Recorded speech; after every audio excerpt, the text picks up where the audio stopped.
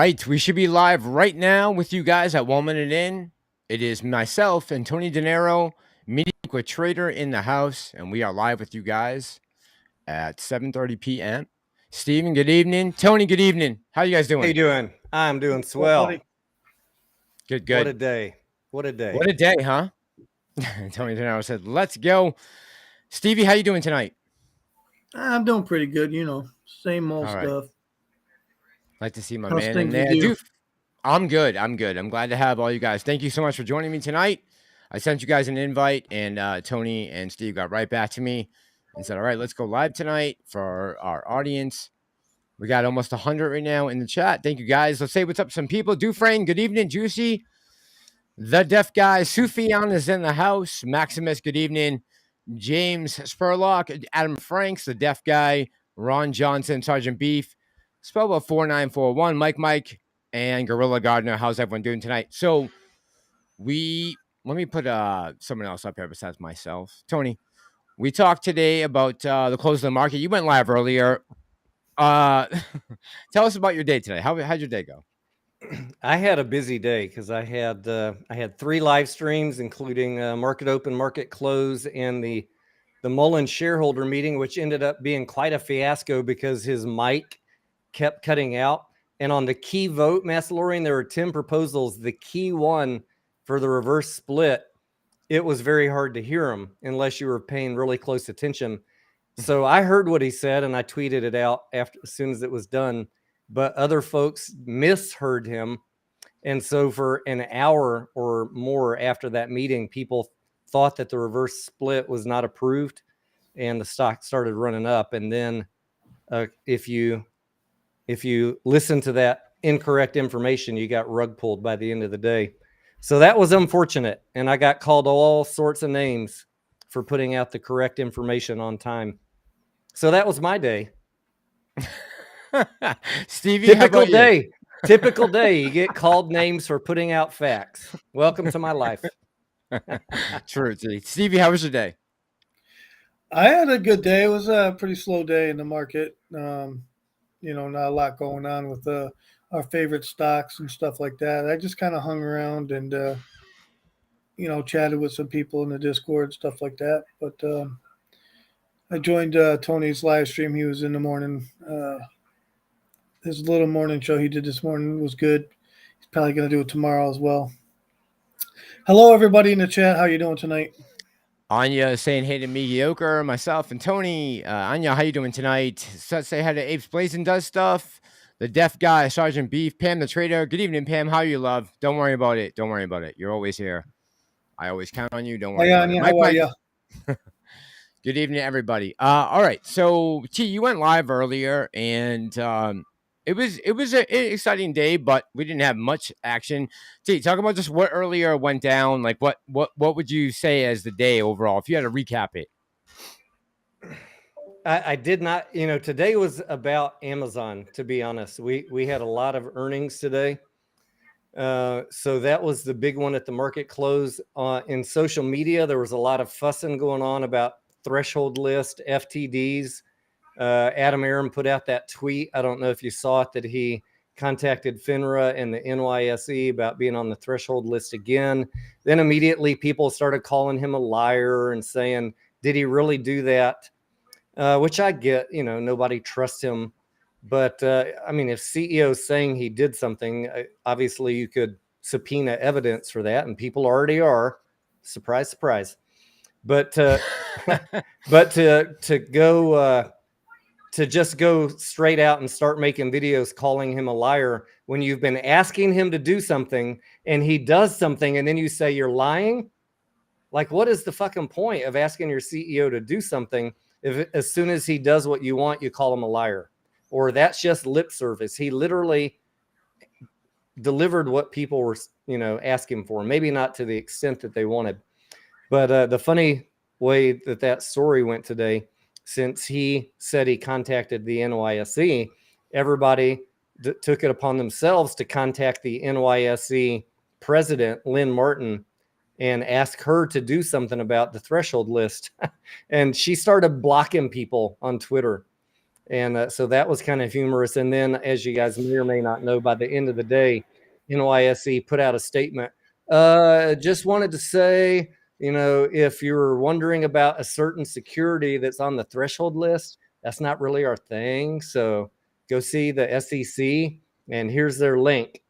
So they just passed the football off. They're like, Pass not the us. buck. Yeah, not us, bro. But the most irritating thing to me about the threshold list, Johnny, is all of these different entities could be failing on different days. And each time one of them fails, you get 5 more days on the list. So I could create a legitimate chain to where a ticker could be on the threshold list for months, right? Legally. But we don't know if it's legal or we don't know if it's illegal because they don't share the damn data. So I want to ask all of you, Mediocre, Johnny, anyone listening, to help spread the word that we need to continue to push Gary Gensler and the SEC for Legislation. transparency on the threshold list. We want to know who's failing, how many shares are they failing, when did they go on the list, when did they clear up those FTDs? Because it's not enough just to say 13 days you're on the list. No. You could have had 5 parties in those 13 days. And each one that comes on adds 5 days once they come on. So people need to understand how it works, first of all. But more importantly, we need transparency. So I'll get off my soapbox. Go ahead, Stevie. Go ahead. What are you going to say? Oh, sorry about that. Yeah, we need some transparency. I agree. I mean, that's what we're all here for, right? We're fighting the market corruption, and then that's part of it, right? Like, why are we always so behind on the information that we get? We need to be getting the same information that the big dogs are getting. That's just only fair is fair, right? So I agree with Tony. We need to make a way that we can see who's on the threshold list for how long and what reasons, and how many shares they got, whatever it may be. We need the information in a timely manner, right? Like, a lot of this information we get it's already late, 2 weeks behind schedule. A lot of the thinner stuff, it's annoying. Very. Yeah, very. Steve, you said the best. It's annoying, right? It's annoying knowing all this is going on, and we're aware of it, right? We're taking account here. We're understanding what we're seeing. Everyone's aware of what's going on. This is a problem. All right, let's talk about and you guys know that we are all. Everyone here in this chat pretty much is an AMC shareholder. Let's get that out of the way, right? AMC closed the week, did okay for itself. Looking at the box office numbers from the month of July, and me and Tony talked about this a little bit yesterday in private. We discussed the numbers, and Tony said, just Mass, keep your your expectations realistic. And I said, yeah, you're right. Even though 3 billion is a great number for the month of July, which is the numbers we got back from the box office, which is great. T said, just keep in mind that we got the rest of the summer still. We got a whole nother month, and 4 billion is might be a high notch to try to get. And I saw Noisy Korax was talking earlier today about Adam Aaron and over leveraging himself back in 2019. Steve, you guys can fill in however you want. How do you guys feel about that? Do you feel like maybe before COVID was announced to the world, that Adam Aaron and ANC kind of over leveraged themselves right before the pandemic struck? I just want to know your opinions. Well, there's no doubt. I mean, he was buying up at least 3 competitors, if I recall correctly, and he borrowed a lot of money to do that, right? And I think they were trying to make a play to be the dominant player of the industry, and that's how the debt ballooned prior to 2019. It was several years, like 2017 to 2019. He was buying, trying to become the big gorilla on the block, and then maybe crush the competition. But right after he did that, then COVID hit. So imagine buying all these assets, fully levering up your balance sheet, and then you get wiped to zero on income. That was the worst possible scenario. Agreed.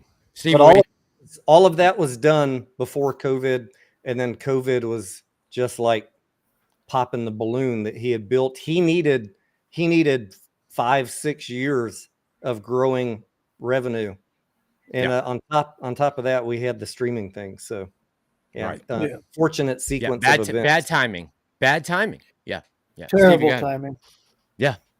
It was not good. That put us way behind, and then COVID come along and just how are you going to pay your bills, man? Like he was already in debt. You know, I remember seeing him on part of the reason why I got into the play is because he was on CNBC talking about they were going to have to file bankruptcy in a week or something like that. And to be fair, most of the competitors were in the same situation. Most of the big ones, with the exception of Cinemark, went bankrupt, right? Yeah. So he wasn't the only one that had a highly levered balance sheet. Right. But Important. we have the worst because he was making a play to soak everybody up, everything he could, without getting in trouble with regulators for having a monopoly. He seemed like he was on the cusp of creating a monopoly almost for AMC at that point, right? Like, I mean, we're talking about a theater company that was holding 70% of the screens in the United States. I mean, that's pretty much monopoly almost, right?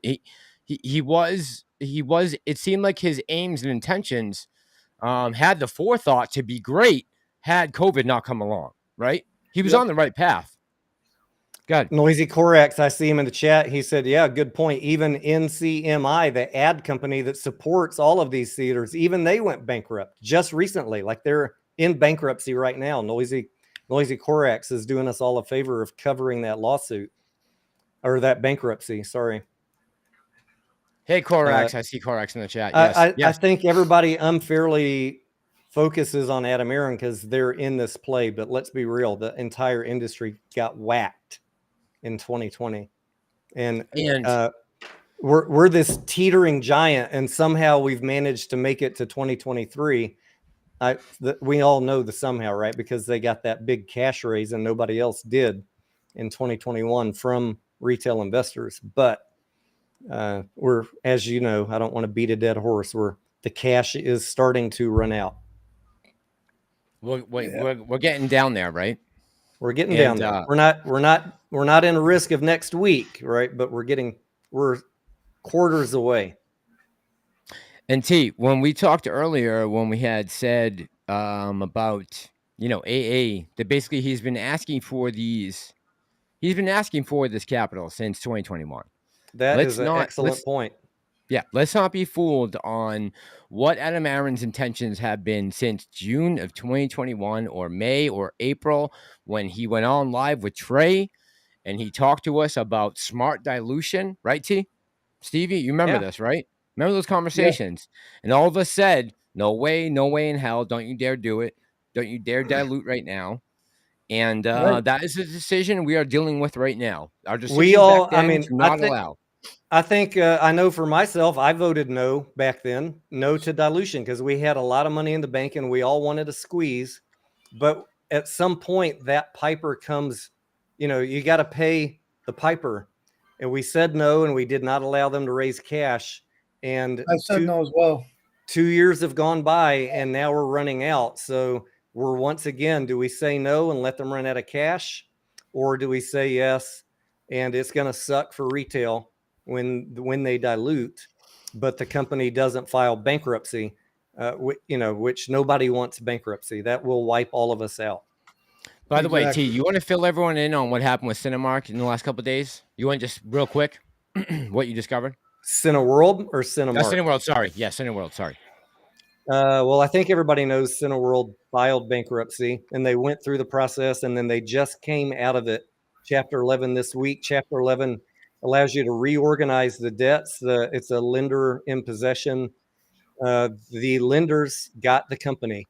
So all the common stock was wiped to zero. The lenders came up with a deal to wipe $4.5 billion of debt off the books. And then they re-extended the company $1.7 billion in new loans so that they could start fresh. So Now we have our number 2 competitor coming back in the game, lean and clean, and we're still this teetering giant with all this debt. And so that does worry me a little bit too, even though Cinemark sucks. I mean, that can happen to us, Tony. There's no doubt about it. Like that. Yeah. I don't feel super comfortable having our number 2 competitor now having a clean balance sheet and being more nimble. And we're still stuck dragging on all this debt. So I don't want to see bankruptcy because that wipes all of us out. I'm just going to tell everybody that right now.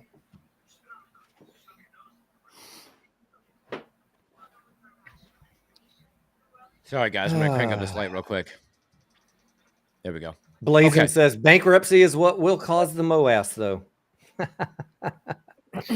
Oh, man. I Noisy Corax said, I would also point out that there is also the issue of 242B, in parentheses. Aaron seemed to have felt he had the yes votes, but not enough by Delaware law.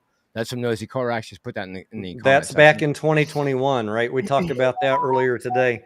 I think he's talking about 2021. Adam Aaron, he often said we had the yes votes were winning in 2021, but he didn't have 50% of the shareholders. You got to have 50% show up, and he wasn't getting enough people voting, and they can see the votes as they're coming in, and he knew he wasn't going to get 50% of shareholders to vote, so he yanked it.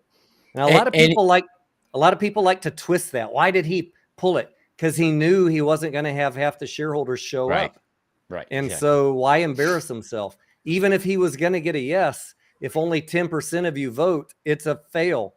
Even if it was a yes, even if the yeses were winning, that's why he yanked it. Just so the chat knows, Hilsey is saying, hey, my love to Diaz. Just in case anyone didn't see it in the chat, I just want to enunciate. Now we have great point. We have the new Delaware law that just went in effect 2 days ago. They don't need half the shareholders to show up anymore. So at any point, if this lawsuit falls apart or gets denied and the judge says on that March thing, I think that there's probably some way based on the new Delaware law that they could, and we got an annual shareholder meeting coming up, they could push out another vote to shareholders, and now he doesn't need half of us. He doesn't need a Antara deal. He just needs a majority of whoever shows up to vote that day. If 1,000 people show up to vote and 501 say yes to a reverse split, it's done. Good point. So that's a big change, and that doesn't just affect AMC. That affects all your plays, everything you're in, if it's a Delaware corporation. For sure. Diana says, if I were AMC, I would just pay Allegheny $10 million for their time, drop it, then just revote under the new law. Get this done by October 15th, should Q3 solid earnings. Diana, I don't know how Q3 solid earnings are going to be, but I think Q2 are going to be better than Q3. T, can we agree upon that, at least as of we're looking at it right now? And Steve, you can step in at any moment, mediocre. Do you agree that I think Q2 is going to be a little better than Q3, or are we off on that? I took a peek at my model in the afternoon live stream. And as we know, Barbenheimer just blew our socks off, right? It brought in way more than I was anticipating. And Sounds of Freedom, T. 140 million. It's brought in more than Mission Impossible, Sound of Freedom. Right. So I'm loving all of that. And July was way better than I was forecasting Q3 at 1.9 billion, which we already did $1 billion in July. So I think there's a chance we could get 2 to 2.4 billion now for Q3, which would be close, which would be only a minimal loss to break even. But I'll know more. I'll know more if that number is correct once I see how good my model was for Q2, which is predicting a positive quarter. So I might need to adjust it. We'll see. But overall, I would say we are pretty much exceeding expectations at this point for the summer. If we're talking about a $4 billion summer, I don't think anyone else had that expectation in the beginning, knowing everything we know now. And if you don't let me mind, can I just play a quick clip for you guys of something I pulled up earlier? Yeah. Which I thought was crazy, but it's important. All right, hold on. Let's go. Because this is something I noticed while I was coming across country. Do I have it uploaded here? No, I'll have to upload it. Hold on. Go ahead and keep talking. I'll upload it to my video. Go ahead. Yes. Sound of Freedom came out about 9 days before Mission Impossible. So it has a 9-day head start, but so far it's brought in more domestic box office than Mission Impossible, if you can believe that. And people are complaining that it was suppressed, which is, another one of those conspiracy theory bullshit.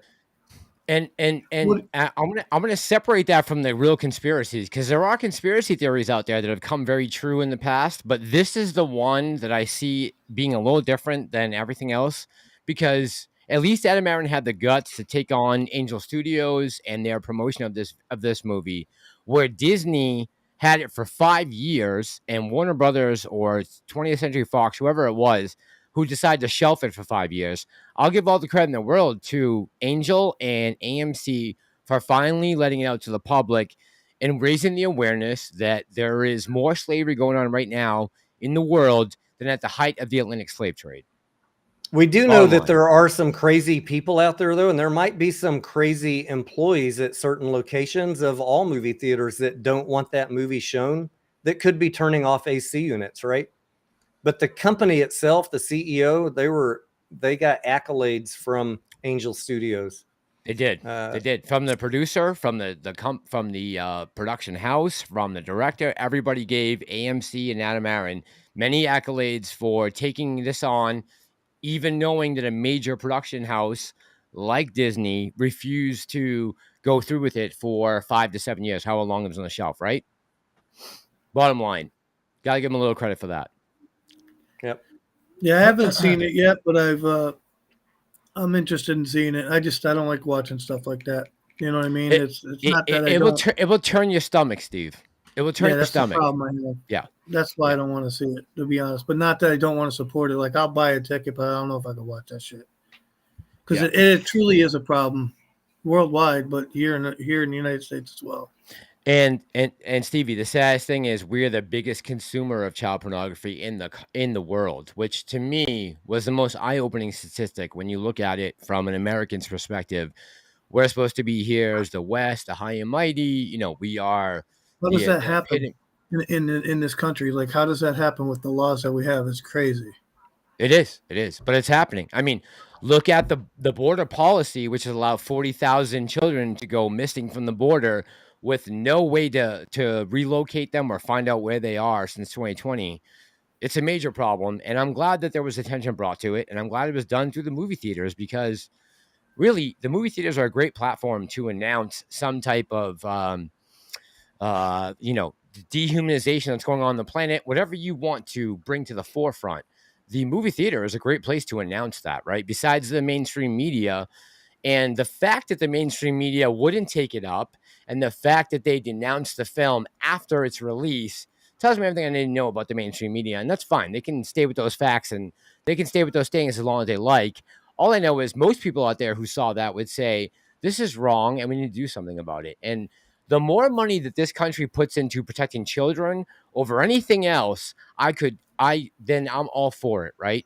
Put every single dollar you can into this industry of protecting children, because they are the future of this country, basically.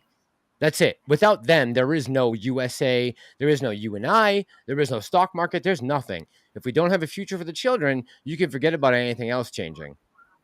Mm-hmm. Let me hit a couple questions here real quick. Sparky says, what about the YouTubers who put out videos saying a young Goldman analyst was murdered by hedgies? There was a guy, I think he was in New York, that was found floating in the water. And look, when the Goldman 175 target came out, I spent the better part of a day and into the next day in my free time trying to find. Normally when an analyst puts out a price target, you can find a press release. There was no press release. There was no analyst that I could find covering AMC from Goldman in the past couple of years anyways. And there was also no evidence that young gentleman, rest in peace, put out that price target. And it is disappointing to me, as always, that these clickbaiters covering AMC and any stock will stop at nothing for views, lying to their audience, and provide zero evidence. And I wish people would be better.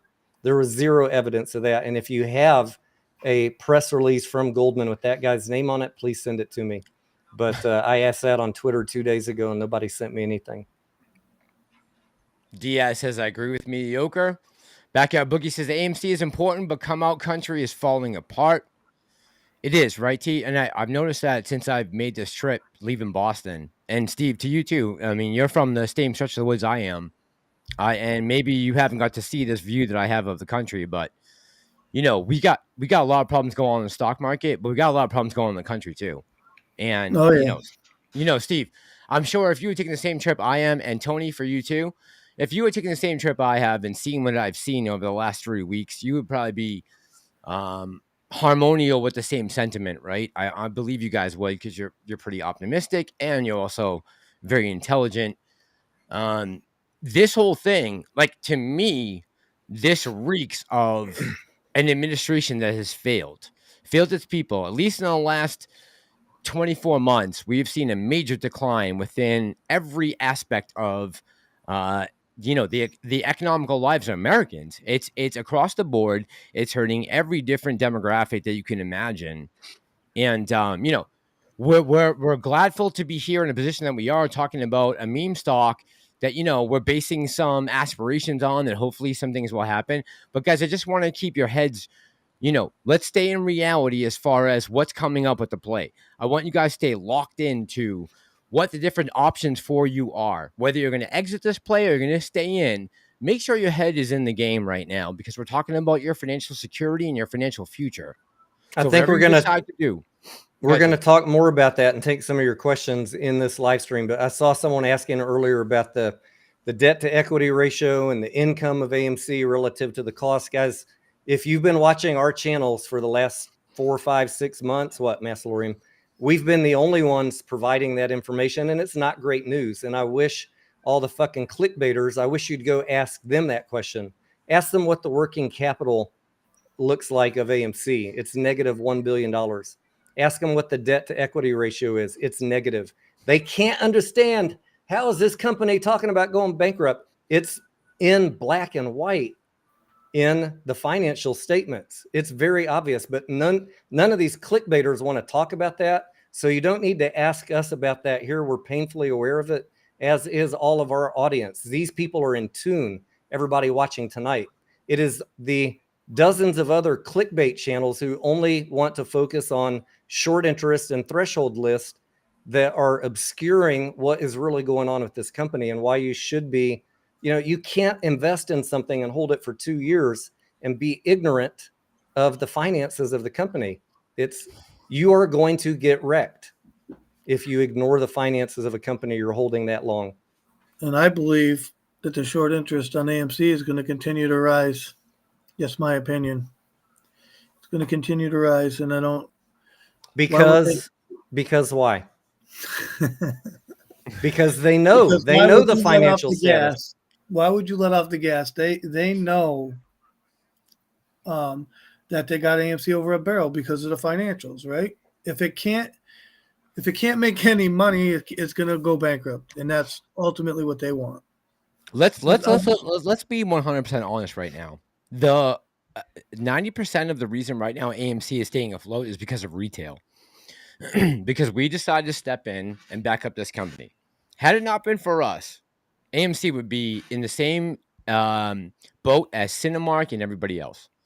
So let's not dismiss the fact that we've definitely helped this company achieve things that pretty much no one thought was possible, right?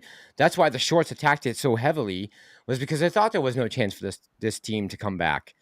And regardless of what you think of Adam Aaron, he has brought us back from the brink of bankruptcy to where we are right now. So you got to give him credit for that, right? If nothing else, we have to give him credit for that. I Steve, hear you, me and you met him face to face, right? Steve, we were together. Yeah. We met him face to face. Yeah. Did you get a bad feeling when you met him? We had him sitting on the desk right here. Yeah. He was very generous. I feel like Steve, he was very generous with your time. And Steve, if you agree with me, when I went up to approach him, it was the last person that spoke to him, correct? The last person in line. So I said, hey, Mr. Aaron, I know you're probably exhausted. Just do me a favor. You don't need to talk tonight, but could I sometimes call and talk to you on the road, talk about a few things? I try to play it as respectable as I could with the CEO of a major corporation like that with a $2 billion float on his insurance. So okay. But yeah, I mean, and Steve, I think we were very respectable, and he answered Steve's question. Steve asked him very poignant questions I thought were important, right? And he did, Steve, right? So I don't know, Stevie, what did you get from it? Because my interaction with him was so short and brief. I was kind of thinking about what I was going to say instead of paying attention to what you were doing. How would you categorize Well, your interaction with AA? well, hindsight's 2020. Knowing what I know right now, I understand what he was there for, there to do. You know what I mean? And it's different from what I thought when we went there. That's a big part of it, right? Like, and then when I relook at the questions that I asked him, I understand his answers more, right? To be fair, I'll say, like, I asked about dividends, right? Like, how is he going to give us dividends? There's no chance of a dividend. You know what I mean? Maybe Not if we're not making a profit. exactly. So maybe 2025 if we're lucky, 2024, depending on, you got the writer strike and all that. So I don't know. It's interesting. Okay. All that whole dividend debacle there that everybody wanted. I wish we could get a dividend, right? But that's not going to happen because we don't have money.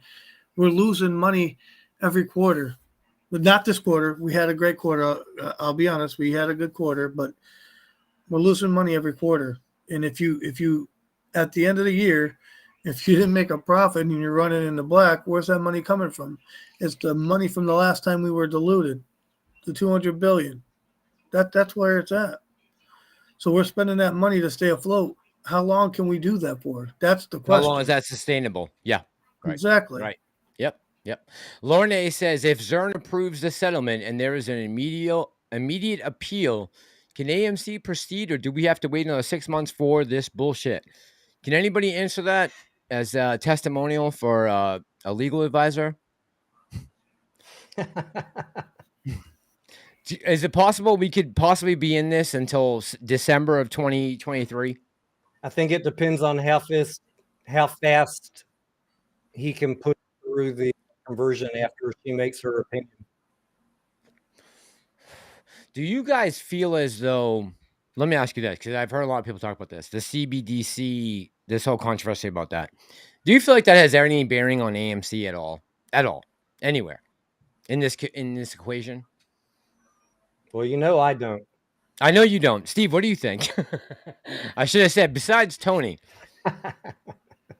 I mean, yeah, Stevie, what do you think? I mean, I'm not a whole lot sure what they're going to do at the corporate level with that. But as far as a person, I don't want it. So I'm totally against that whole deal. But, I think they're trying to use it with businesses, with banking. I don't know if that'll help them or hurt them. I really couldn't tell you.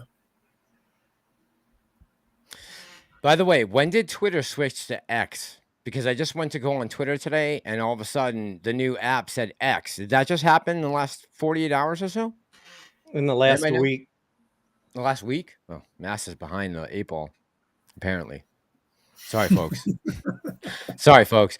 Let's say hey to some people in the chat. I see Pam in the chat. Hayden, how you doing tonight? Hilsey, Necessary Truths. Doc Zeno, how are you tonight? My friend Dan Spencer is here. Censored. Mark Mikes. Beverly is in the chat. Adam Franks and Super Steven says Massalorian high energy tonight. Listen, we are hopefully on the precipice of a place you've never been before. Look, I'm with all of you guys. I've been holding this goddamn stock for 2.5 years. Like you, like Stevie, like Tony, like everybody probably in this chat who all want this to be done with. We are all looking for an exit strategy, and everyone's putting together their best case scenario for how this will go down. And I think it's important that everyone get on here and be able to express that opinion so you can hear it and you can make your own decisions. That's important. Dialogue is important between the Bears and the Bulls. Yeah, not even Bears and Bulls, but like even if you're bullish on the company, there are different ways to exit the play. And you should be able to talk about them in an honest dialogue. Yes. Agreed. Yeah, Tony. Great point. Great point. And Steve, you agree with that, right? There is an exit strategy for everyone. And we could talk about all the different types of exit strategies that are out there, and everyone can pick their own, right? We know what the possibilities are. I think everybody should already have their exit strategy or be close to getting their exit strategy ready. Mine is already set. No matter what happens, I have an exit strategy. I don't know. I mean, I think people could. There's a lot of information that people should be going over. You know, I look for myself. I don't really pressure anybody to do anything or whatever. I barely even talk about what I did because it's nobody's business what I do in my position. But I will say I do have an exit strategy handy. I think everybody should. With that said, everybody should. Yeah, exactly, Steve. Everyone should. Everyone be aware of what's going on right now in the market. Everyone be aware of what's going on right now in your government. Everyone be aware of what's going on right now in everything, commodities, everything. Be aware of what's going on. Know your surroundings. Be ready for it. Yuka, thank you, man. Love you. Yuka's in the house. Daniel says, I think Adam fumbled. Daniel, how do you think that? You want to elaborate on that? Philip says, good evening, everyone. I think only the parties to the transaction can appeal. If they agree, there will be no appeal. Is that true, T? Do you know? Say that again. Steve? Philip said, good evening, everyone. I think only the parties to the transaction can appeal. If they agree, there will be no appeal. That's correct, right? Yeah, if but they agree on a settlement. Said she's going to appeal. Okay. Yeah, there's going to be people who appeal the people who don't want it to see it go forward. Doc agrees with me. Doc Zeno says CBDC has no bearing on AMC. Stevie or T, you can elaborate on this. Do you think that anyone out there saying that they're going to use CBDC to pay us is remotely possible? That's how they would use CBDC. You'd have to agree to use terms, the CBDC. Right? They can't they just can't come out and create CBDC and force. They'd have to force all of the United States to use it, I believe. But what do I know? You know what I mean? We're just dumb traders. We're just dumb retail traders. Look, we're bucking the system just like everybody else here, right? We're all bucking the system. Me, Tony, Stevie, we are all doing our best to make this fair for the retail investor because we're all retail investors. Every one of us in the chat right now probably holds AMC and GME, if not at least AMC and APE. We're all trying to do what's best for everyone else, but there are going to be complications that come up in between, and we're dealing with them as they come along. And the best we can do is speculate with a little bit of optimism. And if you can't handle that, there's other channels to go through. There's other people that are be out there giving you good news, but we're going to bring you the facts, like Stevie is doing with his silver. Masks. What are you doing? This is just a regular old quarter. Just physical Cash? currency. Yeah, exactly. Okay. Just a quarter that's sitting on my desk.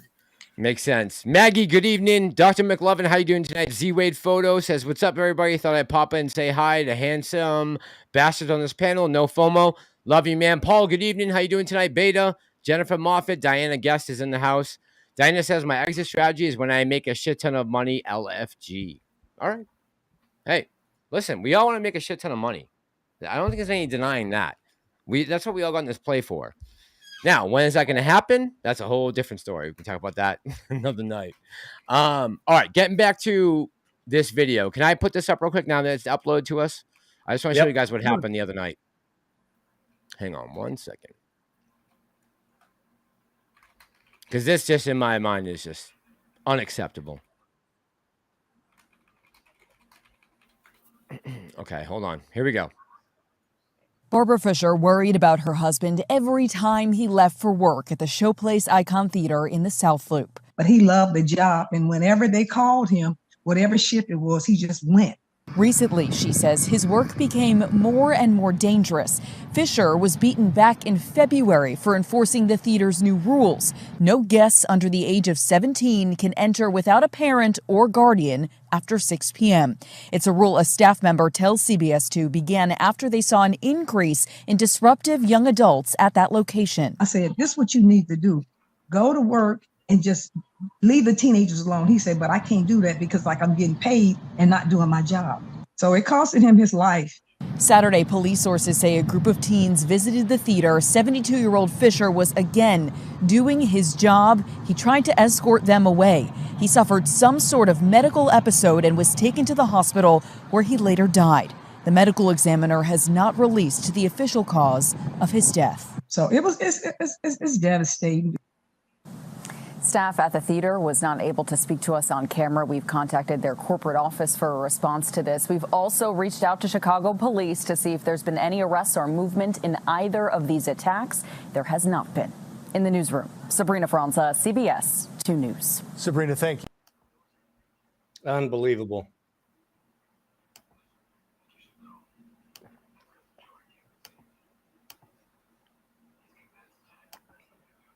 We can't hear you. I said I don't want you guys to think this is an isolated incident. It's been happening for months, if not years now. This has been going on. This is going to continue.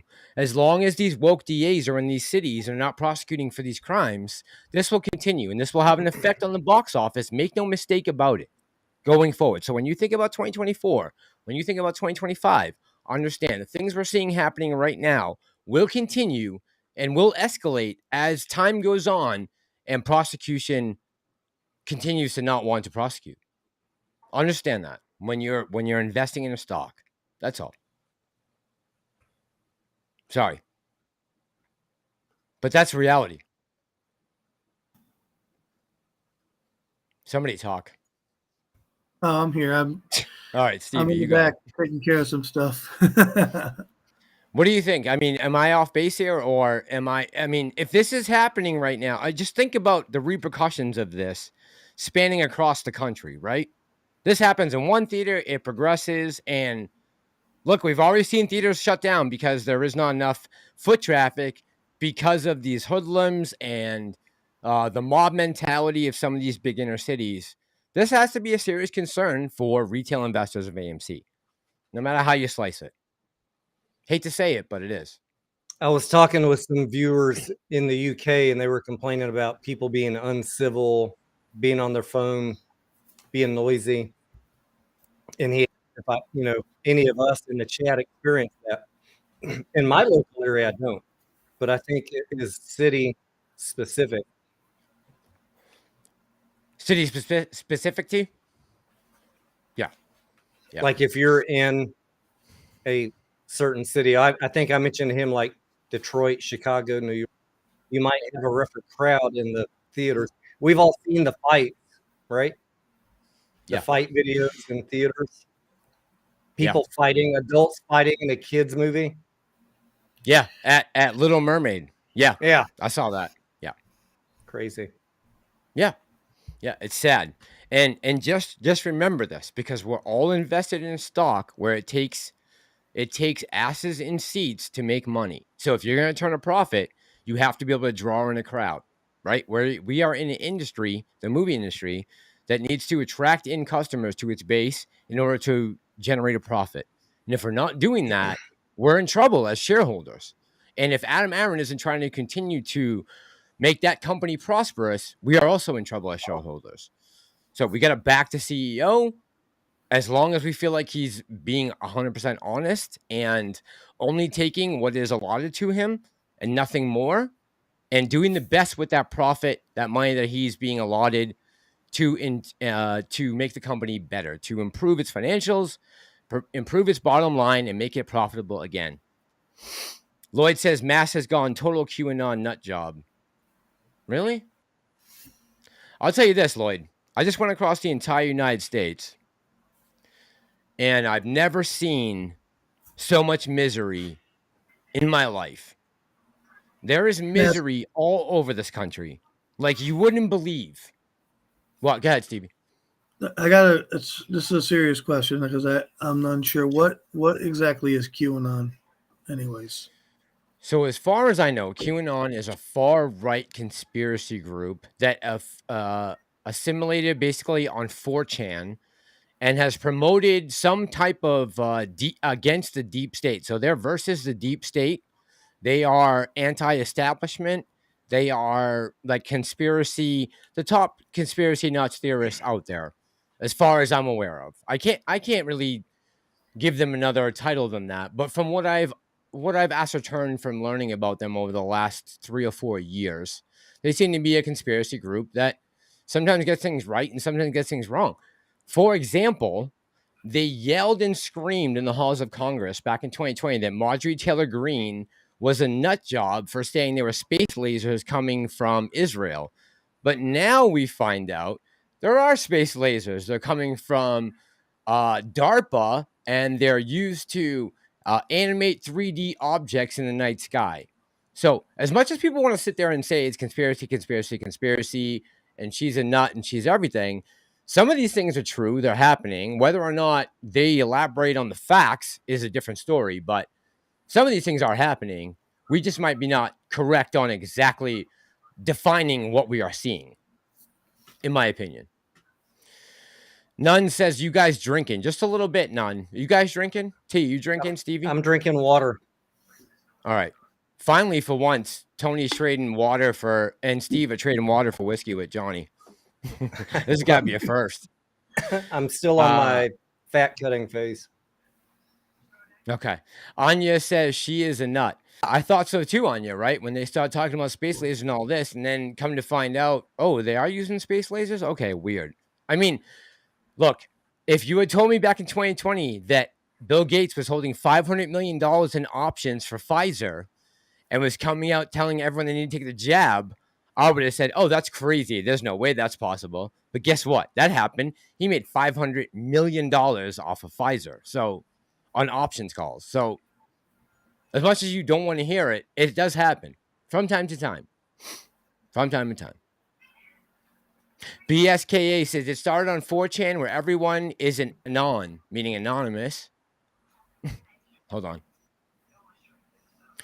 Q is the question because it's a message board where people would ask questions and get answers. There you go, Stevie. That's the best. That's a good definition for you, right? Anon was the anonymous part of it. Q for the questionable part of it because it's a message board. That makes sense, I guess. Daniel says we'll never win. Daniel, why are you so pessimistic, man? You don't think that this community is strong? I do.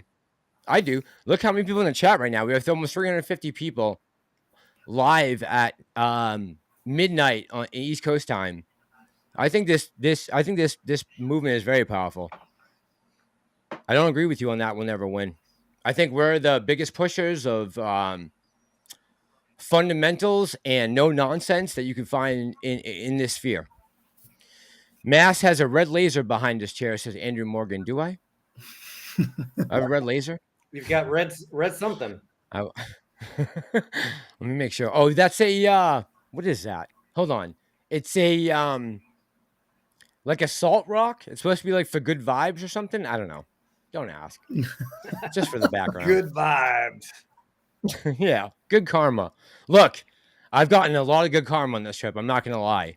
There are certain times I've been in positions I thought I'd never get out of, and man, I just cruised on through. I don't know who was on my shoulder, but somebody was there watching me this whole time. Somebody watching my back. So thank you, God. Whoever that was. Let's see. Q and Anya says Q comes from the guy who started all. Anya, how you doing tonight? Anya says Q comes from the guy who started the whole QAnon. It refers to his security clearance. Oh, I didn't know that. Is that what that's what Q comes from? His security clearance? I got no idea, man. I hear it all the time.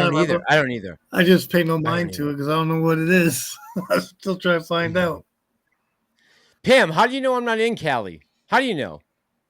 How do you know where I am? I love Thai food. Tommy is in the house. Tom Yokun says, we just happen to put our money in the largest money center in the world. We are finding out what has been going on for the past 100 years. We are young with money, making money, and we are noobs at the table.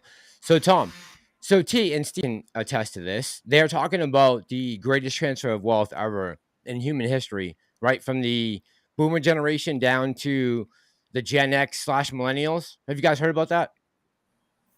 Once or twice, yep. Okay. Once or twice.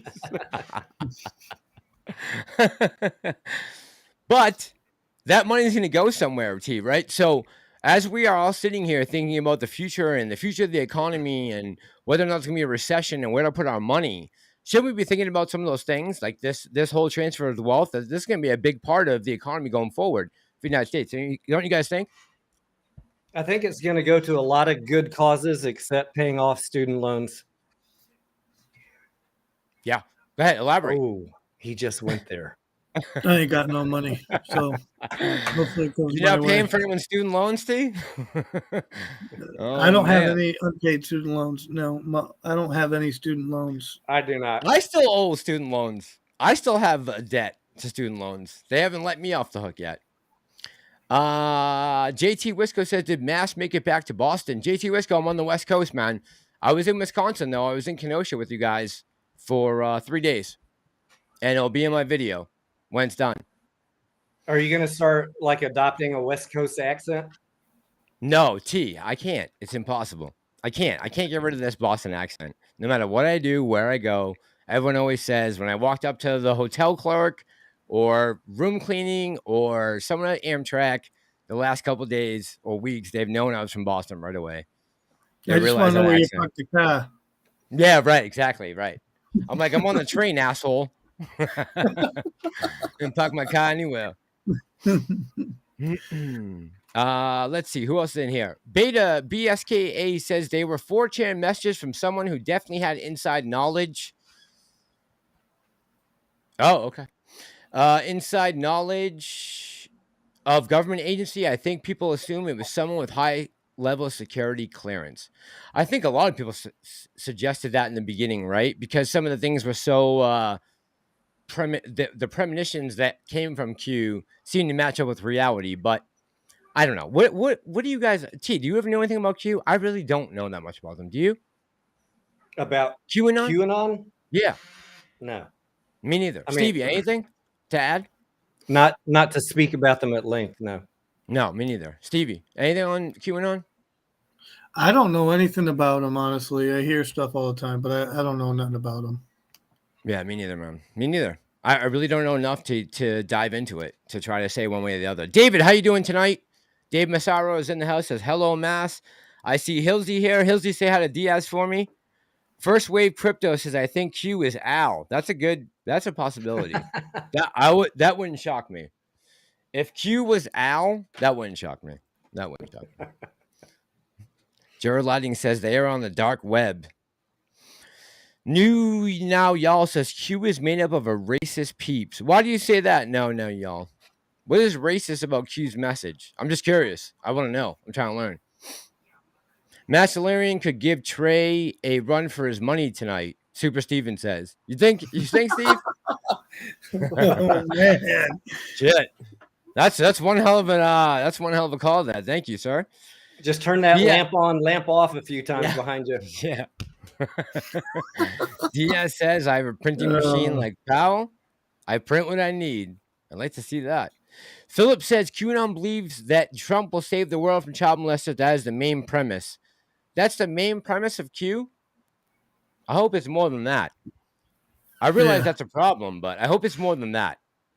Look, our democracy is no longer intact. I don't know if anyone else has realized that yet, but let's be 100% honest. Let's be completely honest here. We no longer have a democracy. We are barely holding on to a constitutional republic right now. And the fact that retail traders have no influence over the stock market is a problem with the Bill of Rights. Because we're not being allowed our basic freedoms as Americans if we can't trade on supply versus demand. Right? That's what the market is based off. If you look back to the 1600s and go all the way back to the Netherlands when they were doing the trades of the tulips, the supply and demand was the way that they were able to figure out price action.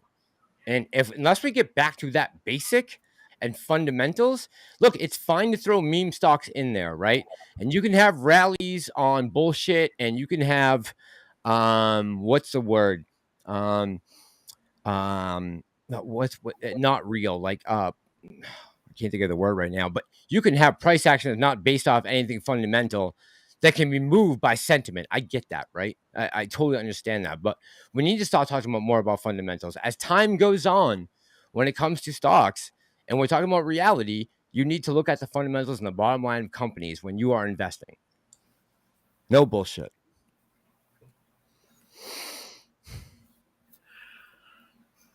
You mean we gotta look at more than the threshold list, Mass? I mean, T, we do, right? I'm just PDs saying, and all that stuff, right? I saw people on Bed Bath & Beyond live streams popping champagne every night if they were still on the threshold list while it was dropping 10, 9, 8, 6, 3, 1, 30 cents. They're celebrating being on the threshold list. Like, wake the fuck up. I know. You got to look at more than that. Let me ask you guys about something real quick because we're all in here right now. And we've all talked about this in the past. So let's bring it up again. And I know you guys all have different opinions, but let's talk about Judge Zurn's decision. So T, I know you went live today. You went up right till the end of the market close, right? At 4:30? And nothing, right? Past market close. Okay. So T, are you anticipating in the next, let's say 48 hours, a decision coming down? You were anticipating it today. Obviously, you went live. You didn't do that for no reason. I did not go live because I was anticipating Zurn. Okay. I just had a lot of people been asking for lives, and I'm anxious to get back to doing them during the market hours once I have all the drama people blocked. That's kind of what we're working through. So I told Mediocre on Sunday that I expected Zurn's decision this Friday. Yes, he did. Market close. And I said, you're on day 3, right? You're on day 3? That's what I heard. That's a rumor. Every day. But if I listen to Chancery Daily, she's saying expect much later than this week. So I have no clue. Oh, so you got in touch with her again? She came back. And answered you? She posted an update on her blog. Oh, okay. All right. Well, she says we're being too optimistic, expecting a quick opinion from Zurn. Tony, would you ever block Maggie? No, right? Oh my God. That's what I said. I said, why would anybody block Maggie? I don't know, because I was going to say, me and Tony talked earlier, and he said that someone had blocked Maggie, and I go, oh my God, Maggie? I'm like, I don't block Maggie? anyone unless they're being, assholes to either someone on the show or someone in the chat. Other than that, there's any fair questions. Yes. I definitely will not put Maggie in that category. No, Maggie is a big backer of retail. Yeah, absolutely. Maggie, if you can't answer hard questions, then why are you live streaming? You're just running filtered media. How about if you can't answer any comments? Like, why are you shutting your comments off in the first place? Whether you decide to leave them on or not is one story. But if you're deciding to shut them off entirely, one thing if you don't read them, but to close them completely is always going to make me suspect of any channel. And I hope YouTubers understand that. Like, that is a big red flag for anyone. And if you're still watching one of the channels that doesn't allow comments, whether they read them or not, it's important to understand where these people are coming from. They might not have your best interest in mind. Andrew says, this case has been absolute clown show. Just make a decision already. Steve, do you guys feel like it's been a clown show? What are your thoughts, T?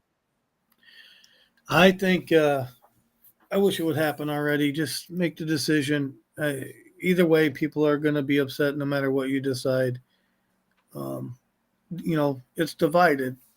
And but the best interest of the company to prevent bankruptcy is for the decision to go through, right? Like, that's fundamentally, that is what is best for the company, whether people want to hear it or not, or they believe in, the short squeeze only, ride or die, whatever. But some people have a lot more invested in a play than they probably should, or maybe they can't afford to lose everything they got. They went all in, or whatever the circumstances that somebody may have, right?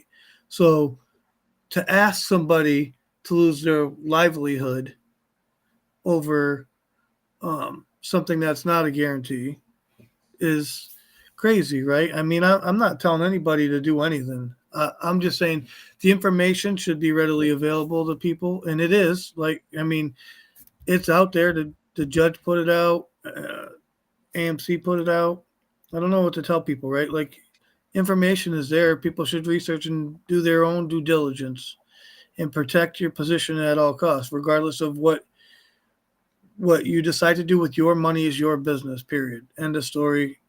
And nobody should have any say in what you choose to do with your money. And that's 100%. That's it. Yeah.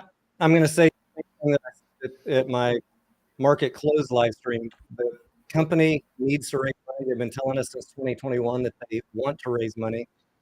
They are going to get their way eventually. And that is why, like Mass, you and me have been telling people what we think is going to happen so that you can make the appropriate decisions for your portfolio. Now, if you want to think that they're not ever going to raise money, then I guess you're banking on bankruptcy, and you're free to do that. I have no problem with anyone that wants to do that. But for my audience, I got to tell them what I think is likely to happen. So people have had months to plan for it if you're listening to the right people.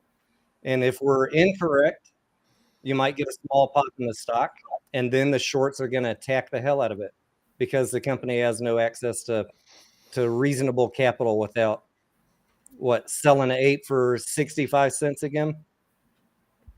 That was nice. That made me happy. Yeah, I bet. If you got in, yeah. Of course. Lizzie says, right, White House turned comments off, and so did World Economic Forum because they didn't care what you think. All right, you guys, can I play a quick clip from you from earlier today? This is from PBD's podcast. I just want to play it real quick and talk about it, what you guys think about it. Do you guys mind if I play it?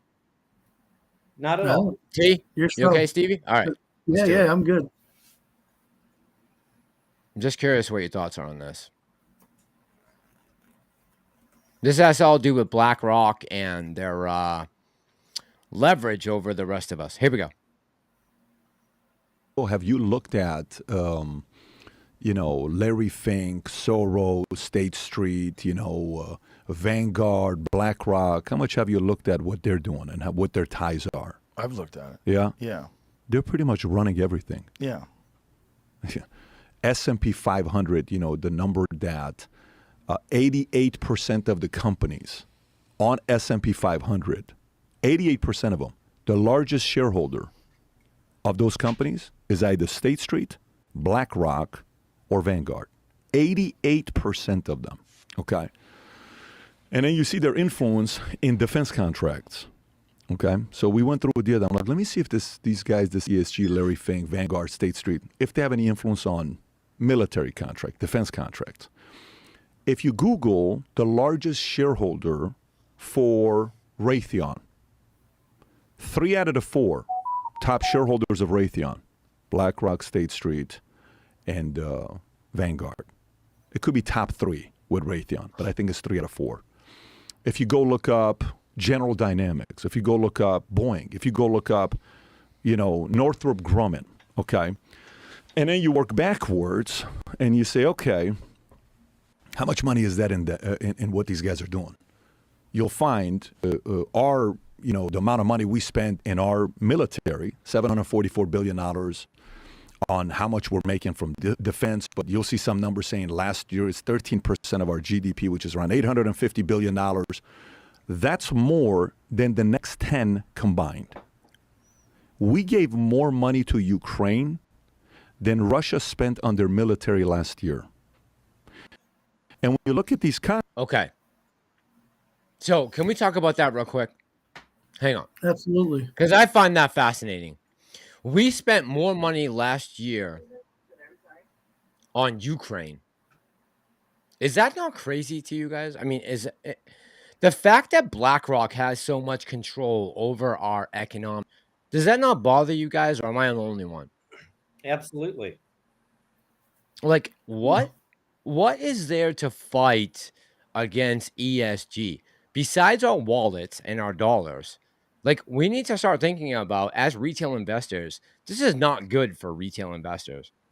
I mean, if a ESG big hedge like that, like someone like BlackRock decides they want to shut AMC out because they don't want to play by the rules, that could put AMC in enormous amount of jeopardy, right?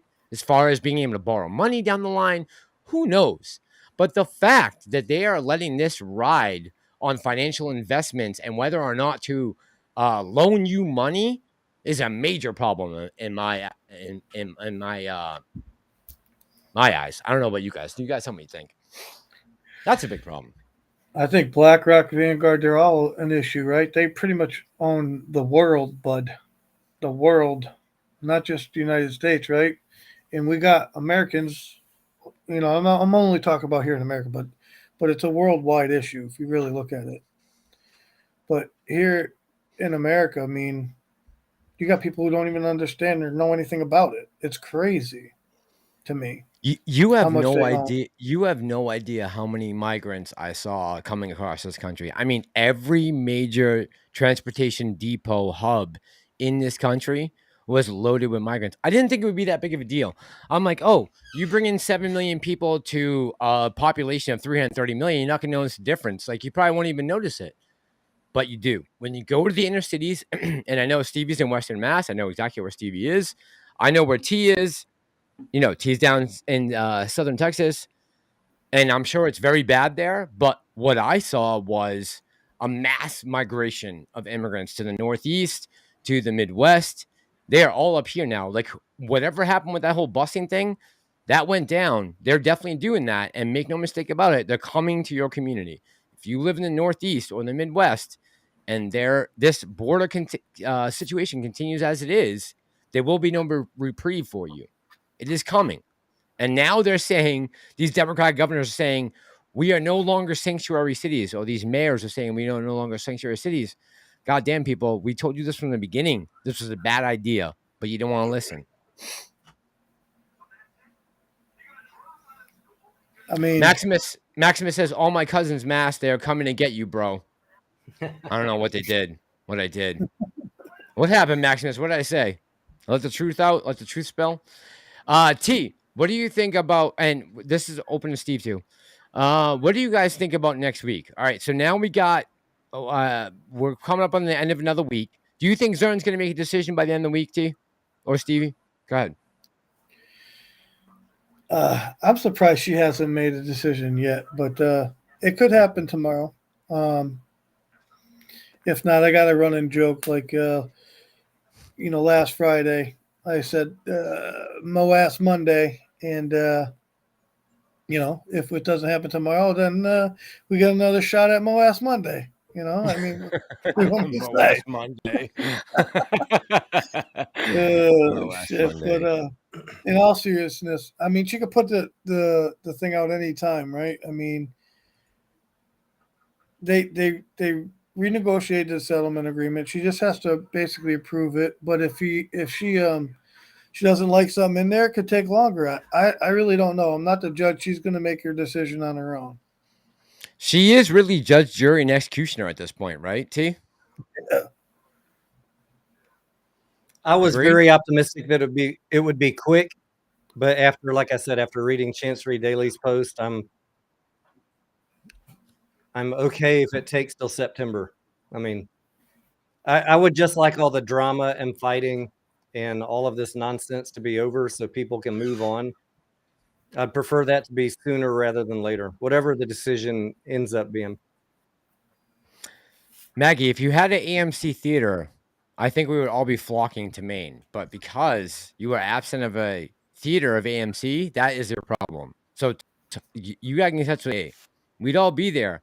Listen, when you open the first AMC theater in Maine, Maggie, we're all going to be there. Trust me. T will be there. I know Steve will be there. He's like right up the street. We'll all be there. Don't worry.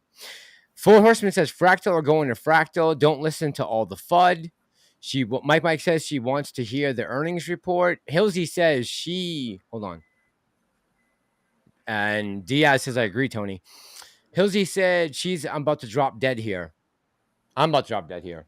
I don't think that has to do with the Doxino. I recommend a few martinis and some ganja. What if I'm frustrated, Doxino? That's not doing it anymore. That used to work. A couple martinis and some ganja used to keep me composed. Now, The market can set me back for weeks. No reprieve. Andrew says, isn't the case important enough? This is going to take till September. Oh, Diaz, have a good night. T, what That's do you what I think? was talking about earlier. After reading Chance the Lawyer's post, I'm thinking about what she said. Like, there's a chance this could be appealed. Judge is probably thinking about that. And there is some precedent being set here. So she's probably thinking about that. She might be taking her time to think about those things. Yeah. T, let me ask you this, and this goes to Stevie too. Do you guys think, and just knowing what we know and seeing everything that was sent in as far as evidence, do you think that the decision is going to weigh heavily on the other outside forces that people mentioned in their legitimate, cases that they made, as far as these outside forces that are working against AMC? Do you think she's going to take that in consideration when she's making her ruling, or do you think she's going to really focus in on what's important and really what she needs to rule on, like the actual matter we have in hand? Go ahead, mediocre. I don't know. I think she has the information she needs based on what they sent in, right? Like, some people don't believe that they made their case. Some people believe that they did, whatever. But I think she has enough information to go by. Now, others say, why didn't the attorneys give her a date? And I would argue that, why would they give her a date? That's like demanding you want something done by a certain date. I wouldn't give a judge a date like that either. I mean, I know some people say, well, she asked for it. Well, here's the information. This is what I could tell you in the documentation. And if she either agrees with that or she doesn't, and it's ultimately her decision. So the AMC attorneys left it in the judge's hand. They didn't give her any ultimatums or anything like that. So we'll see what happens. That's just how I look at it. Others may look at it different. So I'm just waiting to see what happens. That sounds reasonable to me. Were you Tony, asking in your question? Were you asking like the other issues people brought up, like dark pools and share count, FTDs? and all of that? Yeah. I think in the special master's report we saw that the court was kind of saying those are not relevant to this case, and even if they were, it's not under the purview of that court. Take it as a separate case to the right court and sue the right party. Yeah. Which is going to end up being FINRA or the SEC, which is going to go nowhere. All right, T. So First Wave Crypto says, oh, okay, let's just let the facts slide. Hang on. That we have been on the reg show list multiple times. FTD's reg show should have caused a squeeze. First Wave Crypto, what makes you believe that they can't cover those FTDs? Like, why is that? Because of those FTDs, necessarily we should have had a squeeze. They have the right to cover those FTDs, correct, T? Right? Yeah, those failure to delivers, they have 3 days, point right? of being on reg shows to give the failing party a heads up that you need to cover that shit. But even if they cover it and someone else fails the next day, that adds 5 more days.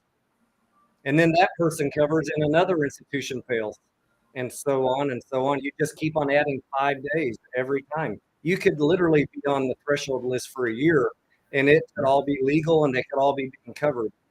Or it could be complete crime. Right. We don't know. We don't know because we don't have transparency. Right. Good point. We should great be point. fighting for the transparency. Instead of beating up the CEO, we should be protesting the SEC for transparency on the threshold list. And listen, and I agree with you guys 100% on that. When I went to DC back in January, it was against the SEC, not against AMC, right? I never went down there with the intention to protest against Adam Aaron or AMC or the C-suite. This was always about regulation, not about the company and who's running it in particular. It was always about regulation, because I feel like we're getting failed there. It's not so much the C-suite that's failing us, really. I mean, if you really want to look at someone that's failing us, we're talking about the regulatory entities out there, not the company itself.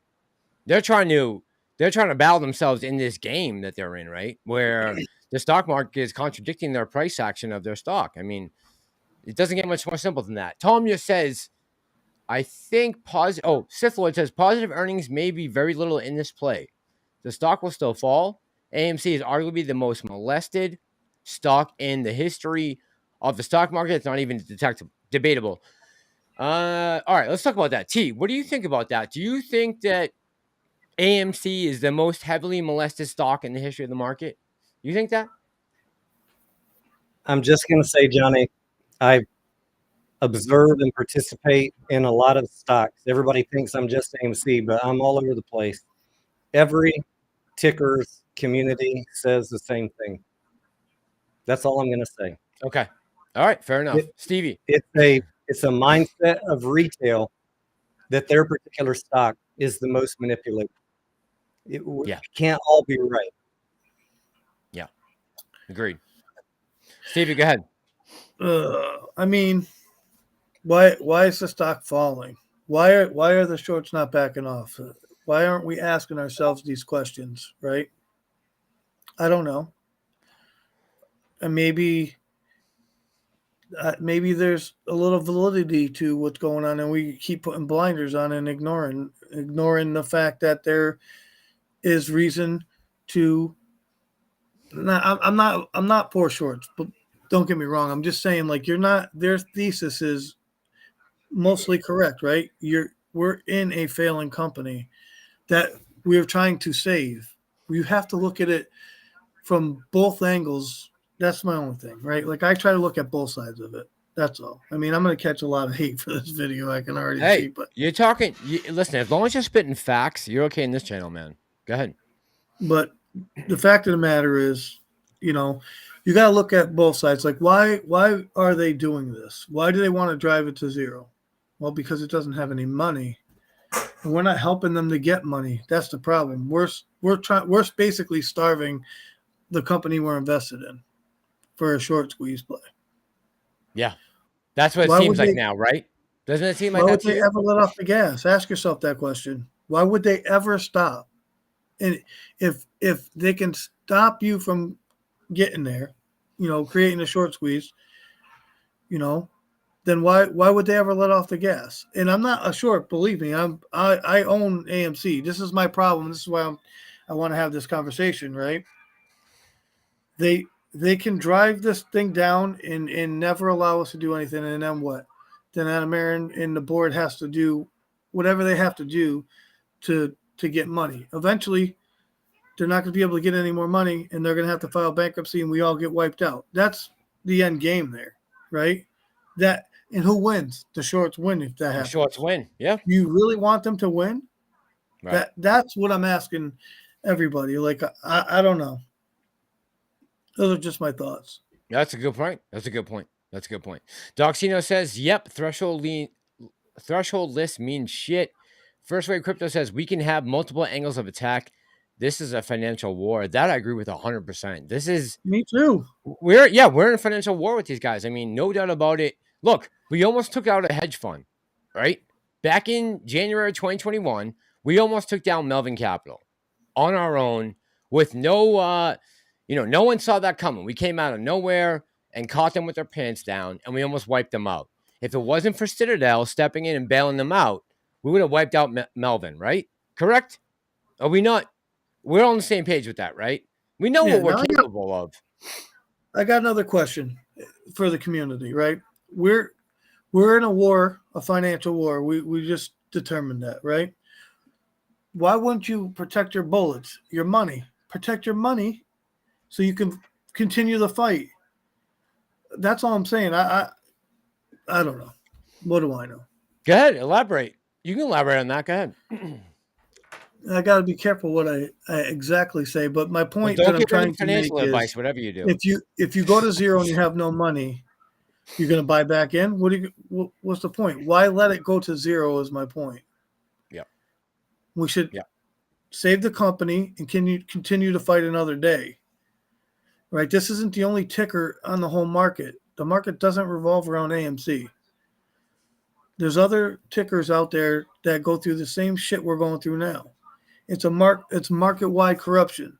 So let's actually do something meaningful. That's all I'm trying to say. All right, let me pull this up real quick because this came from yesterday. This was on Adam Aaron's Twitter, or X, I guess they call it now. Welcome to the club. Hang on. I'm going to put it up. So he said, hang on. Adam Aaron on Twitter. All right, here we go. Adam Aaron says, made sense by the high number of fail to delivers AMC shares, and that AMC again has been on the threshold list for multiple weeks. We repeatedly have gone to the New York Stock Exchange and FINRA and did so again in July to put and keep this entire situation on their radar. And then he lists all these FTDs came from AMC to the moon, looks like. All right, so what do you, I mean, we've seen this before from Aaron, right? This isn't the first time Adam Aaron has given a tweet like this. So what do you guys think? Does this mean anything, or is this par for the course with Aaron, in your opinion? I mean, we don't really have evidence is the problem I have with it. I mean, we need something. Sorry, I'm bouncing the table, but I'm getting frustrated here. I can do it too. We absolutely need transparency. Okay, we don't got any transparency, so what can we do? Our hands are tied. We could cry about the threshold list, but nothing ever gets done about it. So why can't we force them to change the rules so that retail can get the information it deserves? Right? It's supposed to be a free and fair market system. So a free and fair market system, if there's information, it should not be withheld from retail investors. That's my fucking complaint. Agreed. Agreed. That's really all I got to say. Agreed. Jesse says, what do you guys think about what if Zurn does not sign again as submitted? Can that happen? And if it can, wouldn't you think AMC would run again and Ape goes down? All right, so let's take that two parts. What do you guys think about if Zurn does not sign as submitted? Can that happen? And then two, if it wouldn't, do you think AMC would run again as Ape goes down? All right, so let's take the first part. What do you guys think about Zurn does not sign as submitted? I don't think she's going to. I think she's been clear about that, right? Anyone else want to debate on that? I think he's asking, is she going to approve the settlement as amended, or is she going to have more questions and tell them the settlement's still not good enough? Okay. What are you guys' thoughts? Go ahead, T. You can start. Yeah, I mean, she could say the settlement's not good enough. Sure. Yeah, 100%. Yep. Stevie, you think she will? She's the judge. She's the judge. It's her court. She could do what she wants to do. She doesn't accept the settlement. She doesn't accept the settlement.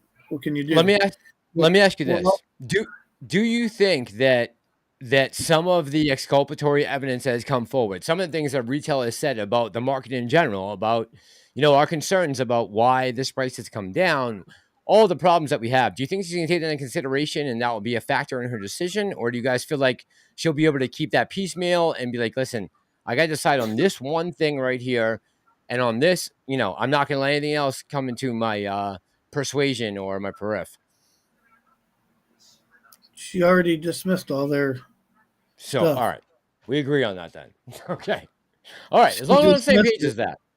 Okay. So you guys feel the same way I do, that she's definitely dismissing all of the other intangibles that are definitely affecting the stock price, but have nothing to do with this particular case in specifics, right?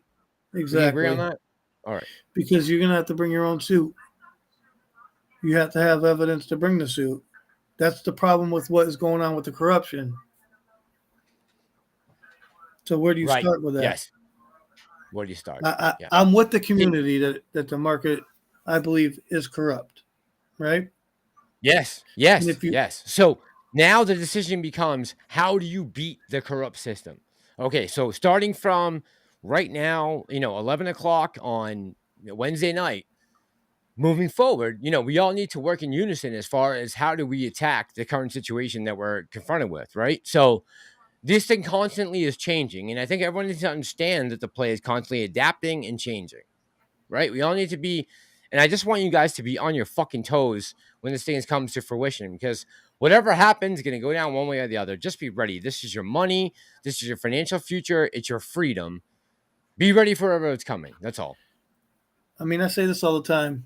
The only way you're going to repair the corruption is you're going to have to get the top cop to do his job, which you're not going to get, right? And the only way to do that, it ends up in politics. That's all I can tell you. I don't really want to go into detail because people are going to make up their own mind. But if anybody really truly wants market change, you're going to have to change your politicians and force them to make change.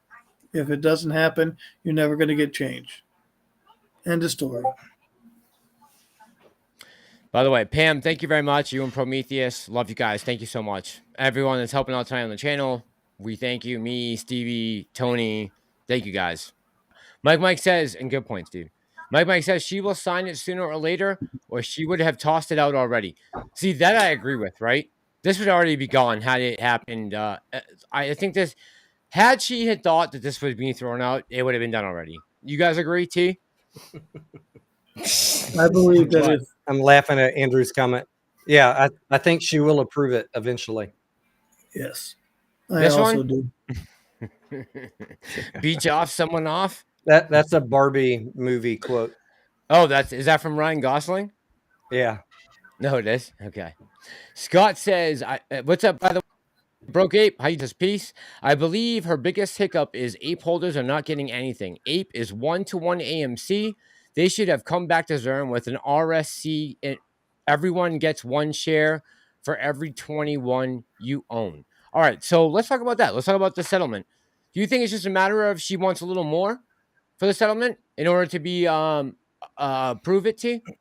I do. I feel like that's what she's looking for, a little more compensation for the retail investor at this point. What do you think? It's complex as she's worried about the impact of the settlement on ape shareholders. And she had that concern about the release of claims, but they addressed that. So we're just going to have to wait and see what else she's upset about, if anything. I mean, yeah, she gave them that out. They had the opportunity to give ape holders something or to take them out of the settlement. They chose to take them out of the settlement. They're willing to be sued over the ape, ape not getting anything in the settlement. I think they're under the impression that ape holders probably won't sue them, but it is what it is. Whatever happens is going to happen. Ape wasn't a part of the case. So what can you do? You can't rule on something that isn't part of the case. Right. Yep. Great point. Great point. All right, I'm going to go back to this video for 1 sec. I just want to finish up what Patrick Bet David's saying about BlackRock. Hang on. I feel like this is important. Not as important as AMC maybe, but it is important. All right, hang on. All right, here we go.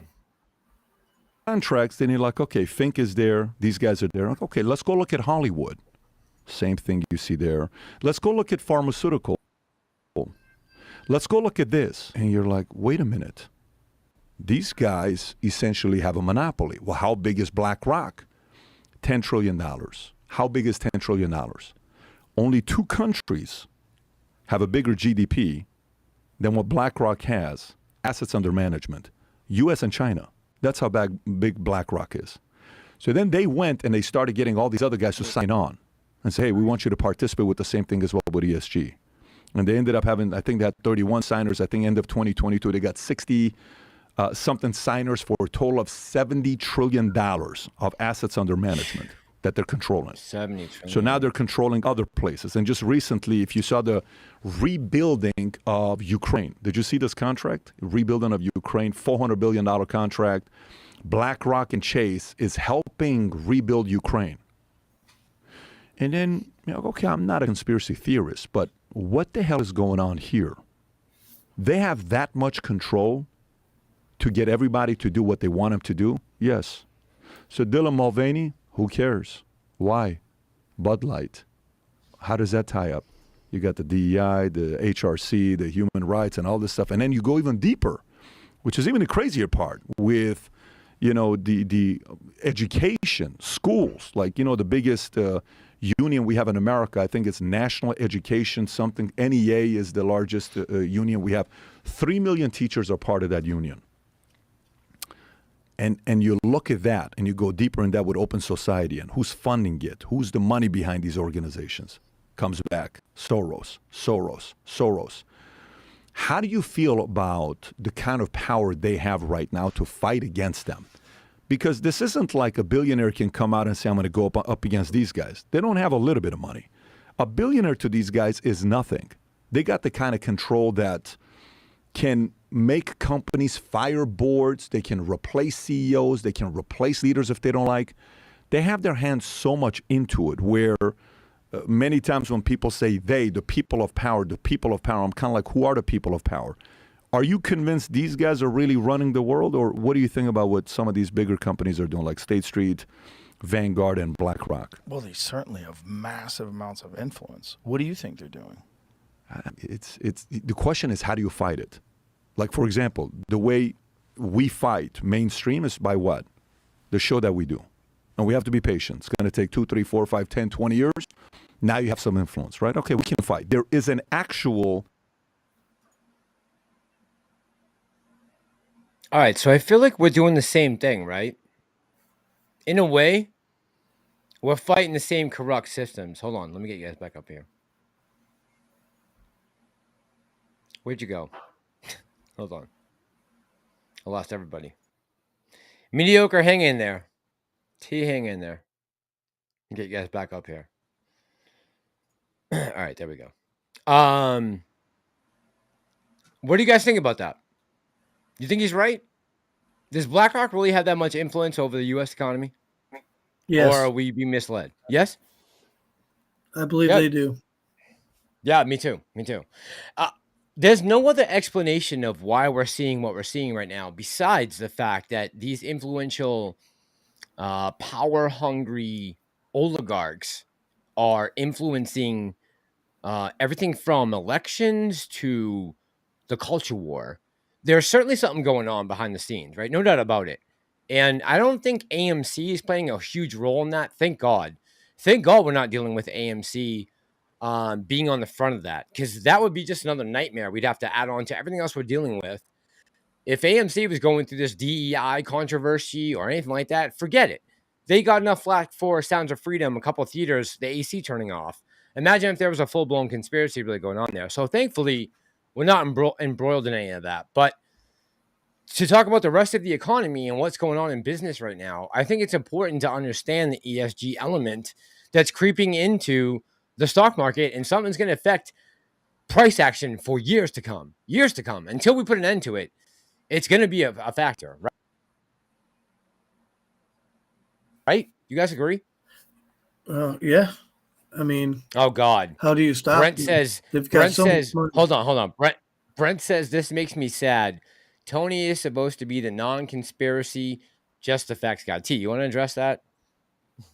Massalorian has his own thoughts. We're on Mass's live stream, not Tony's. Remember that. Mass has some twisted, warped thoughts that Tony does not engage with. He will never engage with. He just tells me, stop, Mass.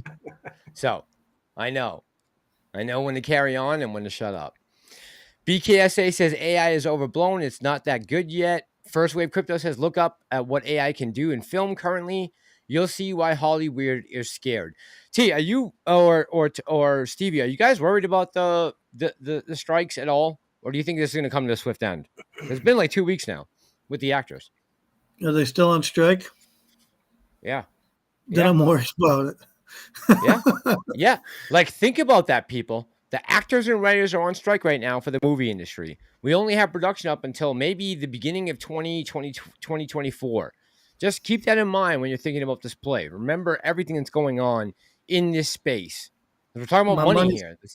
My money's still in AMC, Mass. I'm worried about it. I'm not saying that.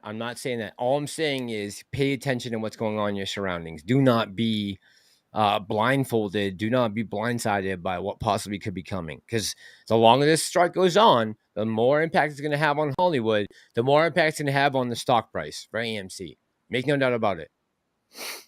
Charlotte says, taking AI along. Joe Burt says, everyone is anti-Adam Aaron. I'm super out of the loop. Geez, what changed? I wouldn't say that, Joe Burt. I don't think everyone's anti-Adam Aaron. Listen, we want the company to succeed.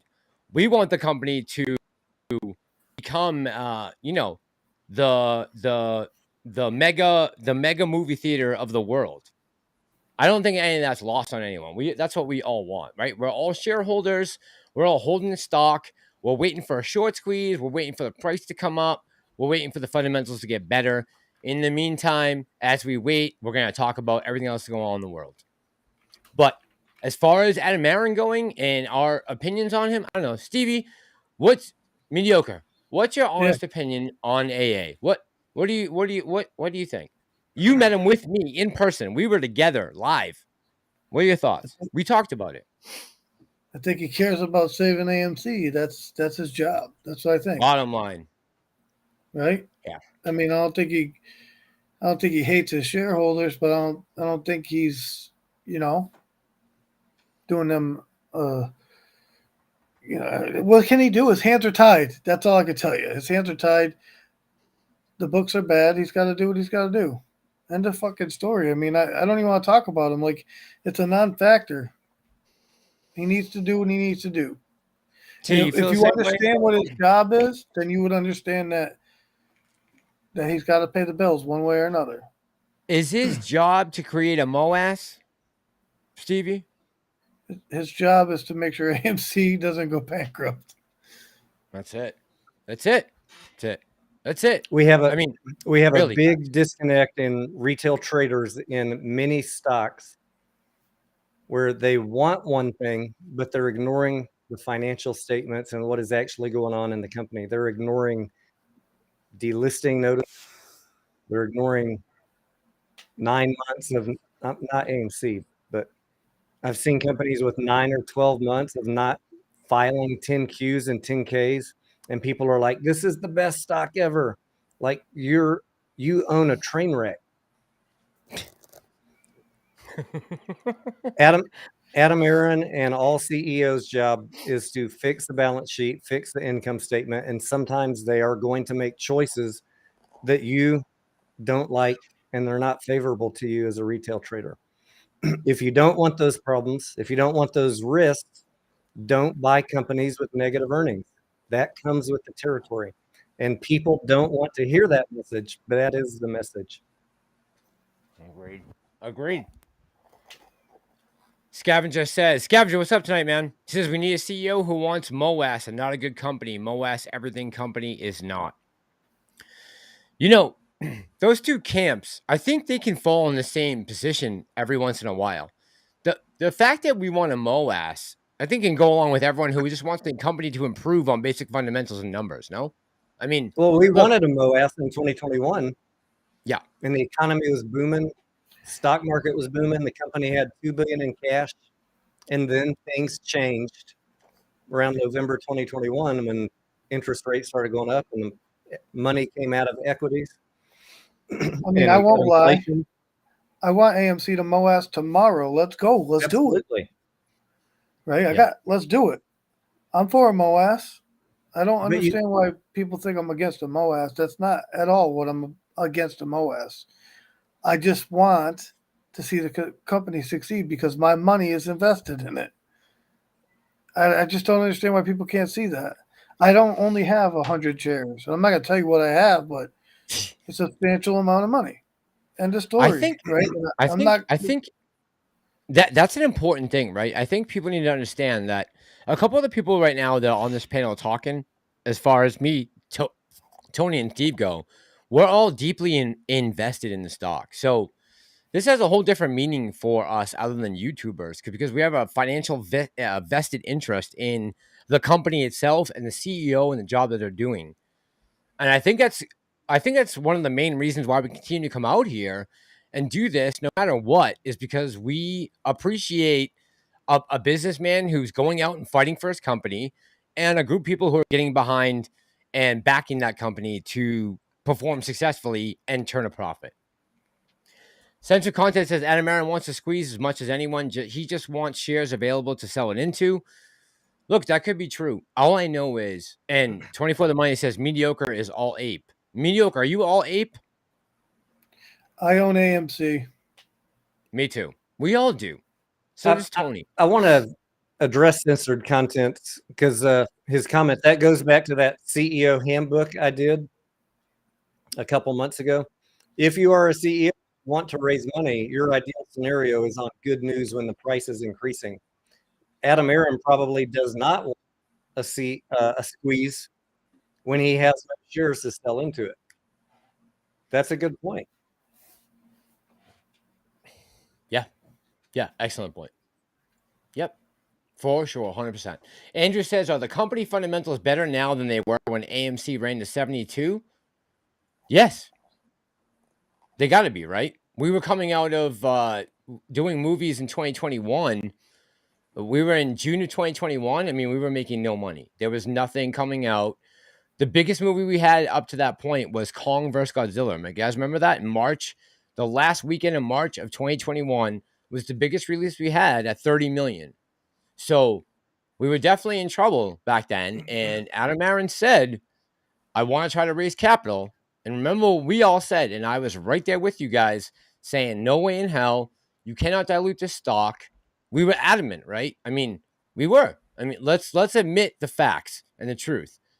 Everyone back then that was with us, if you were watching this channel back at that time, me and everyone else was saying, T, I don't know, maybe I don't want to put you in lumped in with Steve and me, but we were saying that, you know, this is the potential for something big, but, you know, there's nothing we could guarantee.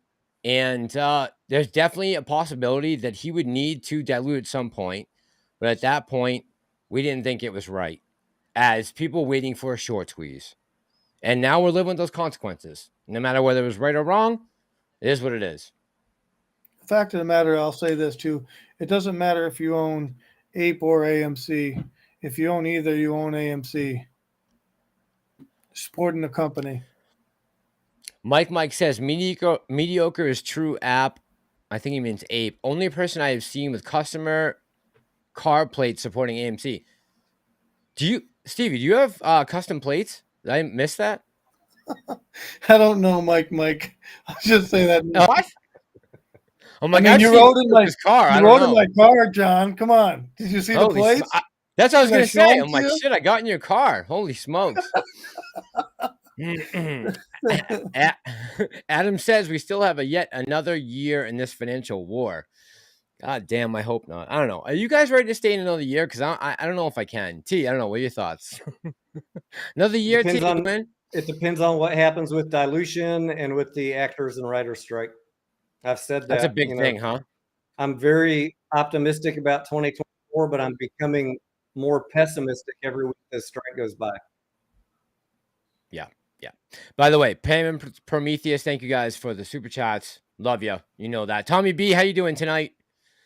How are you tonight? Pam the Trader says, I'm holding for a new jet ski. Yeah, I want the boat. Give me the whole boat. Forget the jet ski. I want the 18-footer. Paul says, is paired up, says, poor brave sperm clinging to a stick shifter as we speak. I don't know what that means. Andrew says, no, I don't have enough Xanax for another year. That's unfortunate. Doug says, why do a rights offering assuming he could do it legally? All right, so let's talk about that for 1 second. Because I heard someone talking about this earlier. T, you can go on, Steve, anyone. So earlier today, I heard someone talking about that the creation of Ape was illegal and it was shady and it was unethical and all these things. We can call it all those things, right? There are certain things about Ape that are very true, and I think every retail investor can agree with as far as its admission into the market, I think, right? We can all agree that it wasn't under the best circumstances. We kind of all got hooked a bit. Can we agree on that, at least? That we got hoodwinked a little bit by Adam Aron? Absolutely. Okay. All right. So I'm not the only one thinking that, right, Stevie? Not at all. All right.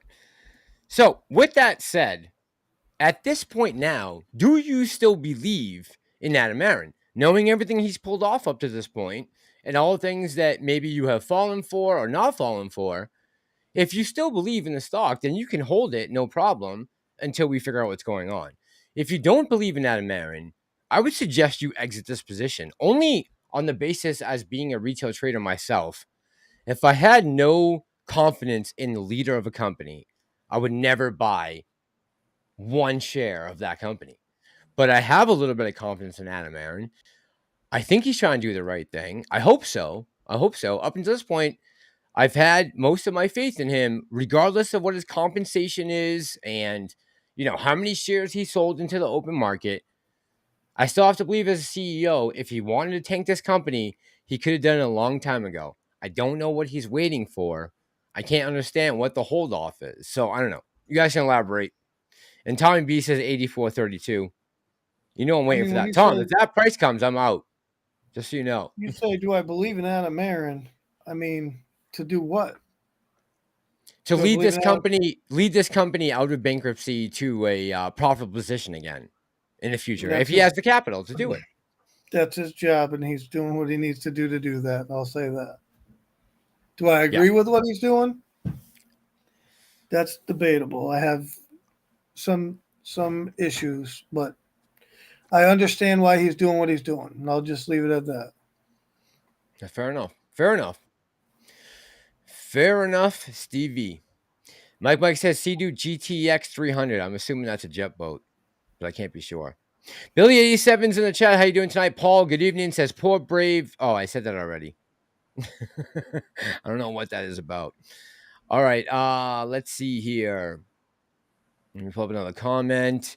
Doc Zeno says, I'm going to rake in the money from psychiatric treatment as retail tries to regain sanity.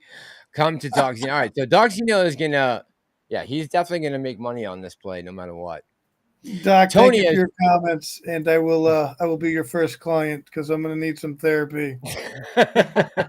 You're feeling it already, Stevie, huh? Oh yeah, I'm going to Volok's need it after this Cranium show. says, Tony, as you and I discussed, reality is too painful for a lot of hedgy bots and FUD busters because they don't see a good way out, so they pin their hopes in a long shot and ignore reality. AMC will rip. All right, so T, let's talk about this a little bit because me and you talked about this earlier. Me and T had a conversation. I did call Tony earlier just to get some insight. I said, I need to look to my leader. You guys know me. So, yeah. Make sure you stay on script, Massalorian. Yeah, I'm on script. Don't worry. I got it written down right here, T. It's all written down. We're good. No, but I called T earlier and, we talked about this play and everything about hoping they're we just want to make sure you guys know that there are opportunities to make money here and be aware of your surroundings and understand what's going on and try to analyze every aspect of this play as an investor. Don't be a hype fan. Don't be anything. Think about it as your money is at risk and you're going to do what the best you can do with the money you have at hand. And that's all. I think me and T and Stevie, I sure would agree with that. We all want you guys to win, regardless of whether it's on AMC or any other play out there. We want you guys to beat the market, and that's what we're all here for. Couldn't have said it better myself.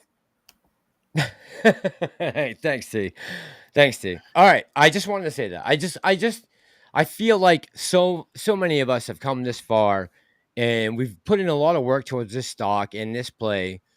And no matter what, we're always going to be here for AMC. Me, Tony, Steve, we're all movie lovers, right? I met Stevie when I went to go meet Adam Aaron the same night. And even when I came across on this trip doing the documentary, I met apes on the train. I mean, there are a lot of us out there. Don't think you're alone. We're all on this play together. We're all trying to see the best for this outcome. And we're talking and speculating about what possibly could happen to help you guys. And that's all we can do. And we're not going to try to lead you guys astray. We're not going to do it for clicks. We're going to do it for monetary value. And hopefully you'll get something out of this. And hopefully it will help with your decision making, but not making the decision for you. That ultimately is up to you. All right. Andrew says, Hold on. I need Yeah. you to look at my background. Check my background out, Mass. what is it? Is that me, bro? Is that me with a backward hat and a scar face? How the hell did That's you do you. that? Oh my God. Uh, I look Super like a Steven straight did G. Super Steven did that. Oh, That's Super just Steven funny. did? Hey, Oh, SS, yeah, thank you, dude. man. Thank you, man. Appreciate that. That's good. Send that to me in the email, someone. Jesse says, I disagree with some of his choices, but I still back his overall integrity. I think Jesse's talking about AA. I don't know. T, what are your thoughts on AA overall? You think he has some integrity to him? I do. I've always said that when it comes to CEOs, Don't try and decode their tweets. Understand their mission. Their mission as a CEO is to ensure the viability of the company. If you're buying companies that are in financial trouble, that may result in decisions that you don't like. Can we throw Mullen in that pool of those You can companies? throw a lot of them. I mean, we've been watching hundreds of them over the last 3 years. All right, let me ask you guys this. Other than AMC right now, what is the most speculative stock you guys are invested in? Just curious. Is there anything out there right now that's piquing your attention as we're in this bull run? I don't have any other. I mean, the most other speculative play that I have would be probably BKKT. BKKT? I'm playing with the SQQQ, which is the downside to the NASDAQ, basically the Qs. So you're playing the Qs on the negative? yeah. You think we're in for a retrace at some point too? I think it's possible, but I don't know. I'm holding the SQs also, by the way. What'd you say? I'm hoping the what? That I'm holding those also, the SQQQ. Okay, got it. Paul says these crooks are caught, buy and hodl to the hip. So, Paul, I don't know who you're talking about. You talking about us right here on the chat? Because we're all shareholders. There's no other reason we'd be on here tonight unless we were holding a stock. I promise you that. Trust me, it ain't worth my time to come out here at 12:30 on a Thursday morning. What do you guys think will happen to the U.S. dollar if the BRICS countries get a gold-backed currency going? Go ahead, Tay. Apparently August 22nd, that's supposed to happen. You want me to go? I'll tell you what I think. Go ahead. Okay. Here's what I think. So BRICS is a currency backed by gold. One of the countries in that currency is South Africa, right? South Africa right now is shut down 12 hours a day. They have no electricity. Why on God's green earth would I ever invest in a commodity or a currency that is backed by a country that cannot produce anything for half of their day? 12 hours, 24, 12 hours of the 24 day. I would never, ever invest any money into. If you think about what's going on in South Africa right now, that they're shutting down the power for half the day, do you understand like what that's doing to businesses, small businesses? Never mind the big powerhouse companies. I'm talking about the small, everyday mom and pop stores, restaurants, all those things in South Africa. I would never put a dime of money into a country they can't keep the lights on for 12 hours a day. I think if you're doing that, you're sick in the head. Because what are they producing right now with only half of their capabilities? Yeah, I but mean, they're not nothing's the only running. ones. They're not the only one, No. and everyone's got their problem. Who and Steve, out of those countries of BRICS, who is going to be the ultimate head there, right? So you got 5 different currencies. Who's are you going to back? How do you pick out of Brazil, Russia, India, China? Who do you back? I think they're going to come up with one currency. That's what I was asking. What do you think that'll do versus the dollar? I think no matter what, the U.S. dollar is important. Yeah, it's losing its title as the world's petrodollar. But as far as backing, what is backing the United States dollar? Do I have more faith in that over, say, Brazil or India or China? I don't know. Not so much as I used to. If you asked me this question back in 1995, I might give you a different answer. In 2023, I don't know. Since the war happened with Russia, they've become much more powerful, much more resilient. They've raised a ton of capital off of the war and everything else going on, and we've driven Russia into China's arms. So now those two are combining to become a force that we can't reckon with as a single country. Maybe with NATO, but as a single country, you can't bump up against China and Russia. They'll smoke you.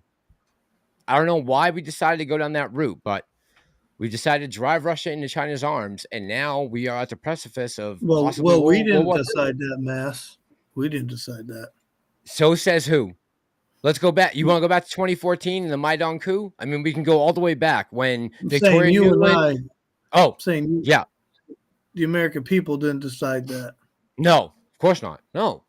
I mean, we don't want war. Stevie, do you want to see anyone fighting right now and getting killed? No. I mean, No. we have 350,000 people dead in Ukraine, and we don't even understand what that kind of carnage is like because we're not seeing it up hand, right? But it's going on. It's happening. We're allowing it to happen.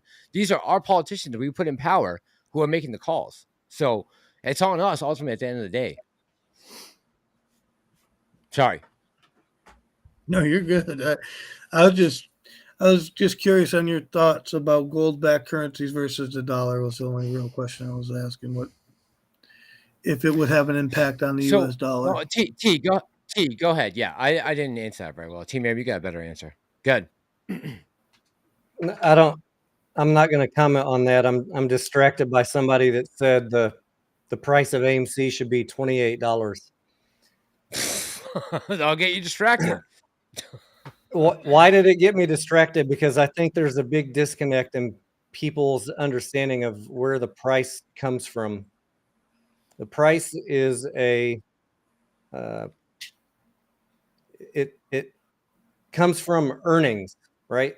If you look at an IMAX, and I've pulled them up here on stockanalysis.com. If you go to the forecast of earnings for like a Cinemark or an IMAX, they all have positive earnings scheduled, predicted for 2023 and beyond. And they have a PE ratio forecast of around 21. What would it take for AMC to have a price around $20? It would require earnings around $1 per share, because PE ratio is price to earnings, right? Yes. I'm looking at stockanalysis.com for the AMC forecast, and they have negative earnings per share for the next 5 years, which I think that's overly bearish. But if Wall Street is predicting negative earnings for the next few years, I want to know what basis you're saying the price should be $28 besides feelings. You got to think like Wall Street.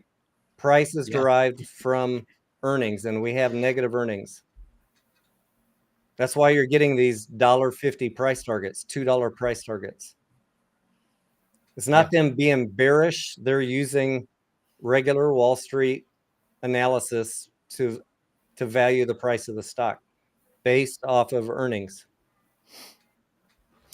By the way, someone asked me in the chat if I had watched the special about Sean Ryan and the Afghanistan withdrawal. I did last night. I watched about 12 minutes of it, and it was phenomenal. So whoever hit me off to that, thank you very much to that testimony from the Marine. It was really well. Thank you. And T, thanks for that input. I think that was a great point. Adam says, right now, like at $5 and $1.80, and then we convert, it'll be $30 or whatever. That's us. That's us keeping the price up.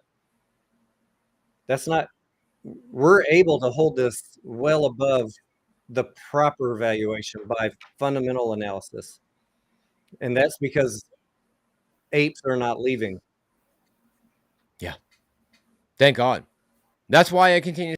It's the one thing that's keeping me in this play is the uniformity across the line between everyone, right? That we're going to hold, we're continuing to buy, and we'll see what happens, right? And that's it. That's all we can do. I mean, we are in a speculative play that's very volatile. We're in the stock market. This is a gamble. Every day is a gamble. You're putting your money on the line. You got to understand that. But we'll do the best to bring you guys the information we can to give you the best information to go ahead and deploy your money going forward. And, we're going to be doing the same thing. Whatever we're talking about here on this channel, we'll be doing the same thing. We're not going to be sending you guys in a different direction than we are. That's for damn sure. BSKA says, any thoughts on real estate prices? I don't know. Have you guys touched on that at all? By the way, Philip says the BRICS currencies are weak also. And I agree with you, Philip. I think that South Africa is a big, big, big problem in all this. If you don't have a country en masse producing for half of their day, that is a major issue. I mean, how are they exporting and importing things when they're shut down for half the day? Okay. Gotcha. T, what else you want to say about that? Sorry. About the brick stuff? Yeah. I think you guys covered it, Mass. Yeah. Yeah, you don't think it's going to have as big of an impact as everyone's saying, right? You think it's going to be pretty much, I mean, you have to have faith in the countries that are backing that currency, regardless of its value compared to gold. You have to also believe in the country, correct? Because if you don't trust China, why am I going to buy their currency? Why would I trade in their currency if I don't trust them? I wouldn't, right? They're doing it to undermine the U.S., obviously, but we'll have to see what happens there. And hopefully that doesn't spark the actual US war. debt getting downgraded? Yes, I did. That happened today, right? Yesterday or the day before. First time ever? Not the first time ever. First time in a while? First time in a while. Yep. Not good. Not good. That doesn't look good on a country, right? Derelict no matter government. What. Derelict spending. On what, T? On what? What are they spending it on? Exactly. They're not fixing the market. Are they fixing infrastructure? Are they helping veterans? No. Are they helping the homeless? No, we're fucking wasting our money in Ukraine. I can promise you no. When you see some of the things that I was able to document, you'll know. There's no way. This country is in shambles from the inside out. I mean, every goddamn major city I went to, half of the retail businesses were closed, and that space was looking for retail rent. And what mind boggles me is they're shutting down the sanctuary cities as people are getting bussed up from Austin and Houston and the border. And as the governor said in those states, we will be busing them to you. Just get ready. They've come and now they're here, 100,000, in a year, and they're realizing the repercussions of their stupid policies of just having an open border policy. Listen, this doesn't work in other countries for a reason. There's a reason why other countries don't have open borders. Now you're seeing why. Scavenger says, I don't stand with crooked Ukraine. Me neither, Scav. Me neither. All right, Mass. My wife is getting home from a late night grocery trip. Okay. And I've got to be up early for pre-market. All right. All right, T. Thanks for coming by. I'm going to let you guys keep going. The stream will still be going on my channel for those of you that are in there. Feel free to hang out, but I got to sign off. I'll stay on with you guys when Tony leaves. T, have a good night. Say hi to Scarlett. All right. Take care. Take care, buddy. Oh. I got to get rolling soon. You got to get rolling too? All right, I'll go live by myself, I guess, for a little bit. You got to get going, Stevie? Yeah, I got to get up, but I was going to hang out for a few more minutes, but I don't want to just ditch you. No, I'm good, man. I'm good. I'll get here. We got a lot of people to talk to. Yeah, I know, man. For me, it's 12:30 too. In my mind, it's 12:30. I know. I'm still on Boston time with you, bro. I still am. I know. I haven't quite adapted yet to West Coast. I'm getting there. Good luck. I'm trying. I know, man. Yeah, hey, yesterday. So I was going to go on live last night. I talked to Tony. I don't know. Did I talk to you yesterday? No, I talked to you today for the first time in a while, right? Today? Yeah. This morning? No. I was going to go on with T last night, and I was like, T, I'm like, I just got the word, came down. No live stream tonight. I'm going to have to go for tomorrow when everyone in the house is sleeping. So Mike says Scarlett has got him on a tight chain. No, I don't know about that. Tony very much do what he does, but he's nice to the wife, like Stevie, like all of us, right? We try to accommodate the other people in our lives. Try to make sure that they're comfortable. Yeah. Pam says, wife comes first. Good job, Tony. There you go. See? Prometheus can back that up, I'm sure. Chrismo says, welcome to 935 Mass. Oh, man. By the way, Steve, now it's just me and you. So let's talk for a second because I want to get your honest opinion on this. And we've talked about this many times, but what are your thoughts going forward? Are you at all worried about the strike? Does it have any influence on your mind going forward with the stock price, the strike with the actors and writers? Well, they already stopped movies for that are supposed to come out in 2024, 2025. They already start production of movies, dude. Yep. So how long? The longer it lasts, pushes back to movies. If we're having trouble with not having enough movies now, which is why we're not profitable, this is what the whole argument I have with people is we don't have enough fucking movies, John, to make the money we made in 2019. So that's why we're spending more money. We need Hollywood to make the damn movies so that we got movies in the theaters to make us money. You know, that's where our issue lies. And everybody's like, oh, shut down movie theaters and blah, blah, blah. But you still got to pay the lease on the building regardless. Yeah. You know, that's the biggest nut. You're worried about, some employees. Yeah, there's employees, but the bigger expense is what we owe the landlords of the buildings. Yeah, I don't know, man. I think you're right. Hollywood strike is a big issue because if we can't make movies, we can't make money. Right. That's a big problem. That's a big problem. If you're holding fucking AMC stock or Cinemark or anyone, you're in trouble right now because of the movie industry, not because of the theaters themselves. It's not that they're not making the right adjustments or whatever. It's because they can't put asses in seats because the production quality isn't there. So I'd like to see that ramped up, right? And the longer this strike holds off, the longer it is going to be before we get those new releases and we get this. Look, if you haven't figured out yet that Go Woke gets broke, I don't know. We're not going to be able to help you. Disney, you might be on your own. I don't know. Thank God for these other movies. Like, think about it, Stevie. Like, if we didn't have Super Mario and Mission Impossible and Oppenheimer and Barbie, I mean, the Disney model is no longer sustainable as saying we're going to bring in $5-6 billion a year in the movie industry. Truly, AMC over-leveraged themselves in 2019 before the pandemic, not knowing the pandemic was coming, but yet it came, and they were over-leveraged when it happened. Bad timing, you can call whatever you want, but good. So Super C wants me to ask you a question. He wants to know if you think Ape is a short squeeze play because it has Ape itself. It has over 10% short interest. Look, I'm going to be honest with you guys. I believe that the conversion is going to go through. If I were someone right now, and I would say this to my best friend if he was investing, I'm just going to say it's my friend over here who has $5,000. He's got $5,000. He doesn't own anything right now. Okay, let's say he's out of the market. He's got $5,000 to invest. If I had to put his money in something, right this second, I would say buy Ape. That's what I would tell him. I would say buy Ape because the good chances are this is going to convert, and when it does, you'll make money on it. Right? That's what I would tell him. I mean, the math is. If I was being honest with my best friend, that's what I would say. Now, I can talk to you guys differently, but it's not going to be the truth, right? I'm not saying I'm doing that. I haven't sold any AMC since the judge came around. I haven't sold any Ape. I'm still trying to make up my mind. I'll tell you this right now. I was asking T yesterday. I said, T, if you were me, what would you do if you had this kind of dry powder lying around? What would your move be? Like, I'm asking other people's opinions, right? I'm not just totally going on my own here.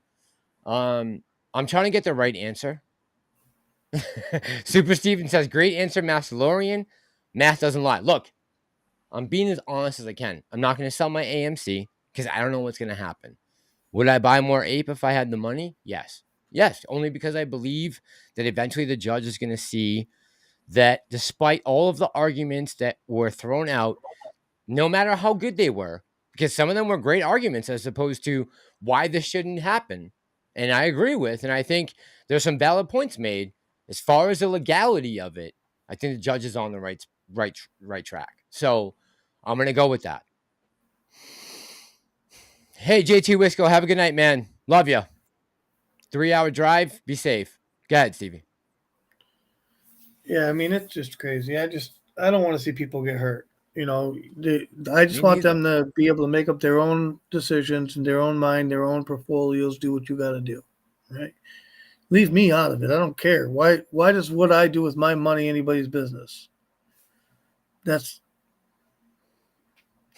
not saying that I did anything. I'm just saying that that's where I'm at. I'm just, if someone was asking me today for my opinion on what I think is going to happen, that's what I would give them. I mean, I'm not going to bullshit. There is no point coming out here if you're going to lie to the people that are tuning into your show. There's just no point. You might as well just stay home. Don't bother coming Right. on. Don't bother. And Pam says, do whatever you want with your money. Kryptonian says, no, just keep adding to Palantir. By the way, congratulations to you guys who made me on PLTR. And I talked about this with Tony earlier. You know, we were talking about PLTR, and I saw someone last night was getting mad because Maggie made money on Palantir. I'm like, how could you be mad at anyone in retail who takes advantage of the market? Yeah. exactly. I'm like, good for Maggie. Like, I want Maggie to rape those people. Yes.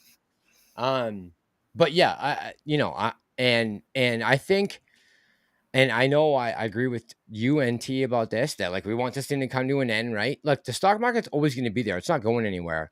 So we need to start talking about other things, other ways we can make money in this industry. Because we're not going to keep an audience if we're just constantly talking about losing play. Not that AMC is a loser. We haven't lost yet. I haven't sold yet, so I haven't lost anything. But I do want to talk about other plays that can make us money and other plays that I think that are invaluable to talk about that I think will be a basis point that we can launch the next meme stock craze from, right? Or whatever it is that this generation feels like is an important thing to developing and pushing humankind forward, whether it's chat GP2 and GT and AI or information gathering, whatever it is, whether it's a conspiracy theory or whether it's a good thing that they're doing for society. If we can make money of it as retail investors, let's exploit it, right?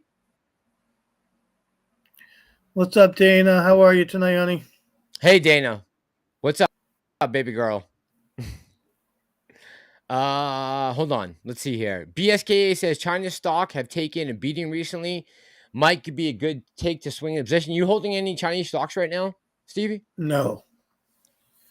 I'm holding Neo still. I still have Neo. I'm holding very few things. I'm in a couple bad weed stocks, not SNDL, but ones that I like to sell options on. But it moved out of my profit range, so I'm not happy with that at the moment. But it's just sitting there waiting. Oh, really? But weed's getting hammered lately. Okay. All right. I see Billy87 in the chat. Dana's here. What's up, baby girl? Pam the Trader, Gorilla Gardener. All right, I just want to make sure I get a couple people here. Let's see.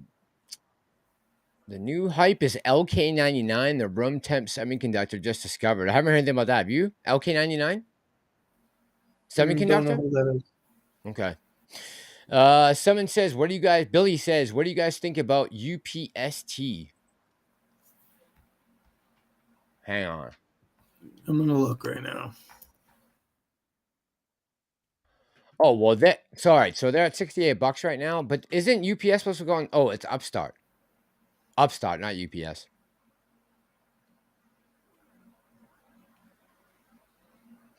I'll tell you one thing. What is Disney at right now? I don't know. I don't know much about Upstart, to be honest. Yeah, me neither. Me neither, Steve.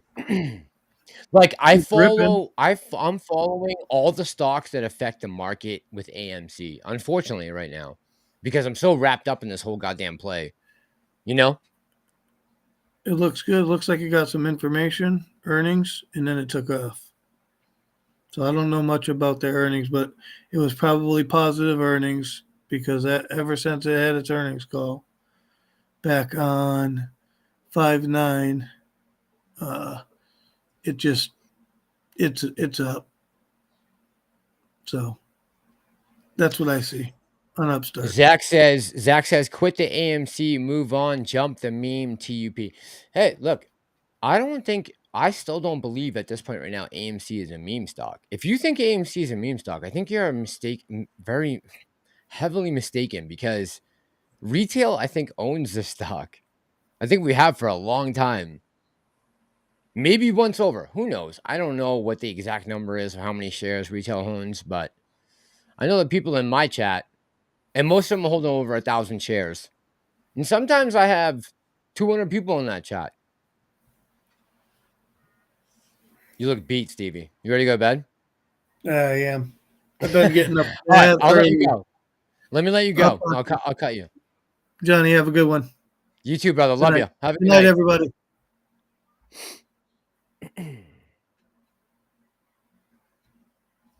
Man, I lost all my partners.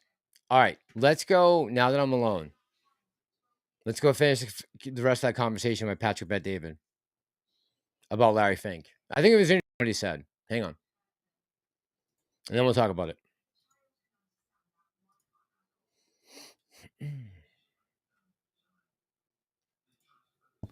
Strategy on how to fight that. No problem. You got a kid in school who's a bully. He's bigger than you. He keeps bullying you. You have a strategy on how to beat the guy. You take a year, jiu-jitsu 2 years, this, that. Boom. One fight, he knows, I'm never going to touch Joe again. Screw this thing. I'm not doing this no more, right? There is a play to it. When you have this much, Joe, 88% of S&P 500 companies, that is a form of a monopoly. If I'm a president, whether it's a Trump or whoever else goes out there and does it, our monopoly law in America is 50%. They say 50%. Like if you tie and said, at what point is it 50%? I've done calls with the FTC. Like we had one of our guys' technology we were using. The FTC called and said, hey, we want to have a call with you because they're thinking about buying this other technology company and we're worried it's going to be a monopoly. So we had the call, okay? At the end of the call with us, with a bunch of different people, we said, we love their product, we love their product. That deal didn't end up happening, okay? The monopoly law. Some of these guys are influencing it.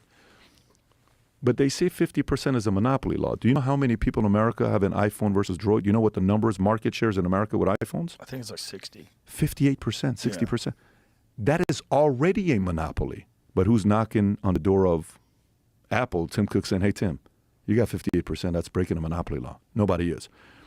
I think someone's got to break apart. You know, in 1993, I don't know which senator it was, these guys that were trying to get the defense contractors to be better at the pricing, what they were charging, because they were overcharging DOD, and DOD people don't know what the hell is going on. They're like, yeah, okay, how much? $68 million do it, $1.2 billion do it. I'm not going to over-negotiate the money.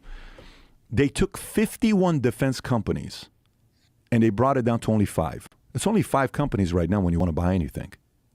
Think about that. So defense contractors is 5. We know how these guys make money. Earlier, I was asking you a question, why do you think vaccine? And you're like, Pat, that's how they make their money, right? I mean, if you and I run a hotel, rooms are empty, we're not making money. We need people to stay in the rooms. If you and I are running a hospital, we need people on the beds to make money. Yeah. If there's no people on the beds, we ain't making money. If these 5 contractors are fighting for $744 billion, what do they want more of? Wars. They want more people dying. You know the Papa John's saying, better ingredients, better pizza, Papa John's. Mm-hmm. These guys is more wars, more people dying, more profits, defense contractors, right?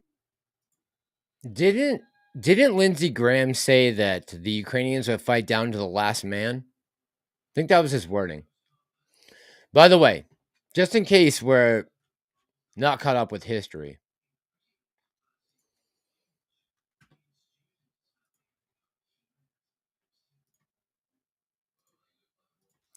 just in case, we're going to play this. Hopefully, if you're watching the live stream, you'll see this.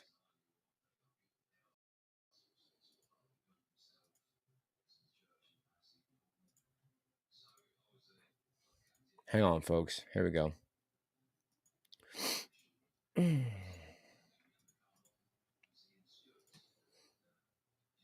I come to you with a message of leave-taking and farewell. This speech did not get very much attention. When a new president is coming to power, as John Kennedy was, the spotlight was not on Dwight Eisenhower. We have been compelled to create a permanent armaments industry of vast proportions. There was a feeling at the time that this must have been written by some speechwriter who just sneaked into the speech. In the councils of government, we must guard against the acquisition of unwanted influence, whether sought or unsought, by the military-industrial complex.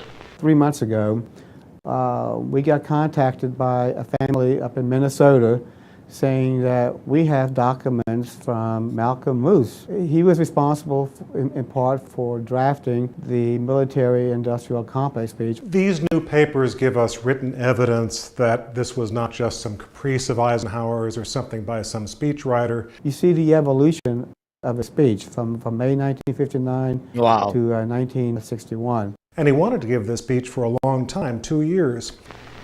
Our military organization today bears little relation to that known of any of my predecessors in peacetime, or indeed by the fighting men of World War II or Korea. There was one person in Dwight Eisenhower's life whom he really confided almost everything to, and that was his brother Milton. There's one particular document where the speechwriters had already drafted their version of this speech, only to see Milton come along and totally revamp what had already been written. When Milton Eisenhower was taking notes and writing things on the drafts of these speeches, the speechwriters knew that it wasn't Milton talking, it was Ike. The potential for the disastrous rise of misplaced power exists and will persist. He would see magazines with advertisements for some, new warplane or some, and he got so angry he'd throw it into the fireplace of the Oval Office because he felt that defense spending should not be something that would be encouraged by companies who are seeking commercial gain. We must never... Dude, shout out to Eisenhower for having the balls to give this speech back when he did, huh? Man, I'm gonna finish it just because it's very poignant what he says, I think.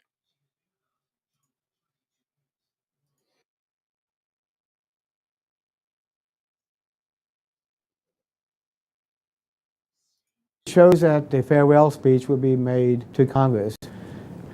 But yet, President Eisenhower decided, no, he was going to address the people. Only an alert and knowledgeable citizenry can compel proper meshing of the huge industrial and military machinery of defense with our peaceful methods and goals, so that security and liberty may prosper together.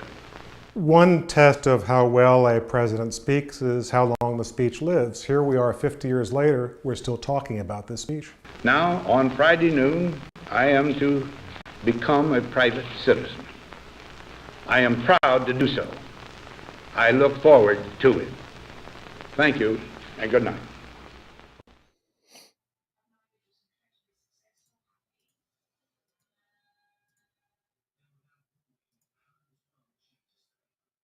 All right, I'm gonna play one more thing. This is from Kennedy.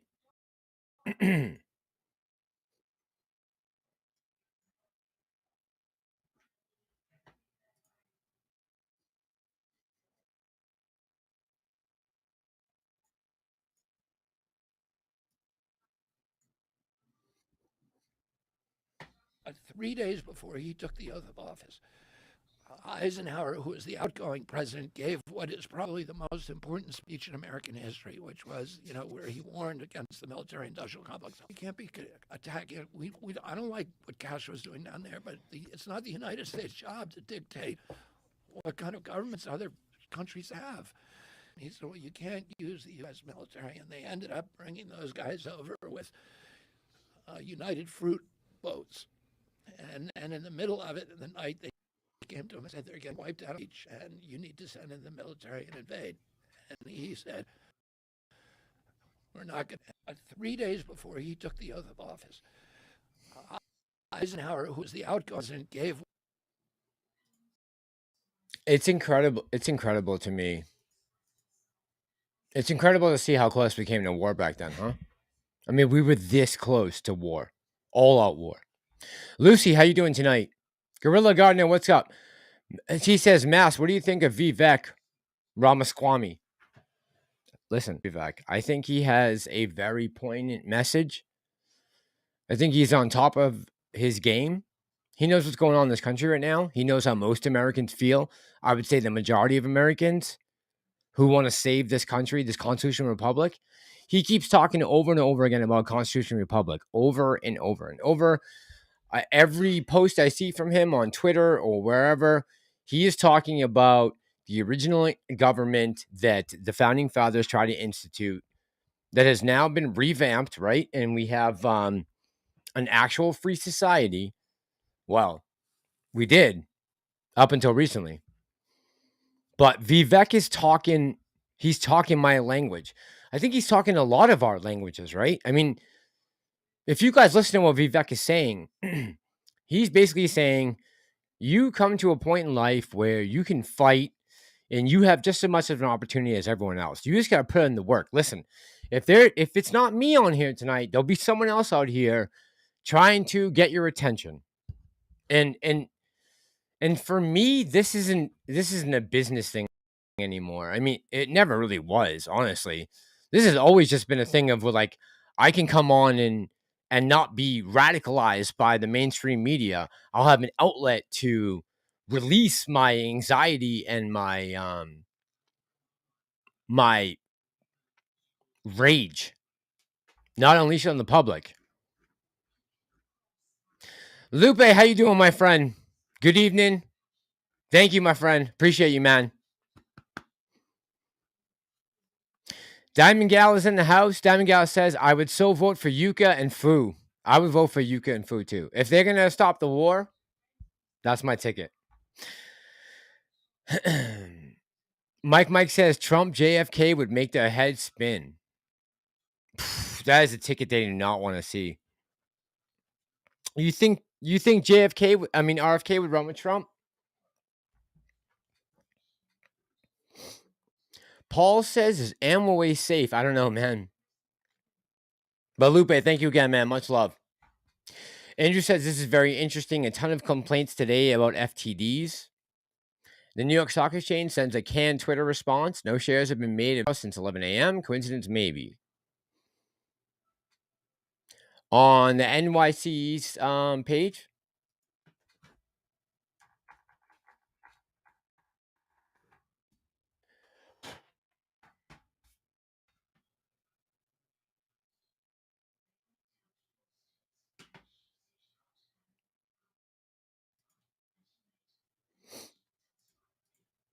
All right, let me get back to these. BBD says, I got a bomb BOMB Massalorian. BBD, what's up, man? Glad to see you. Jenna's in the house. Jenna said I'd vote for Yucca and Fu.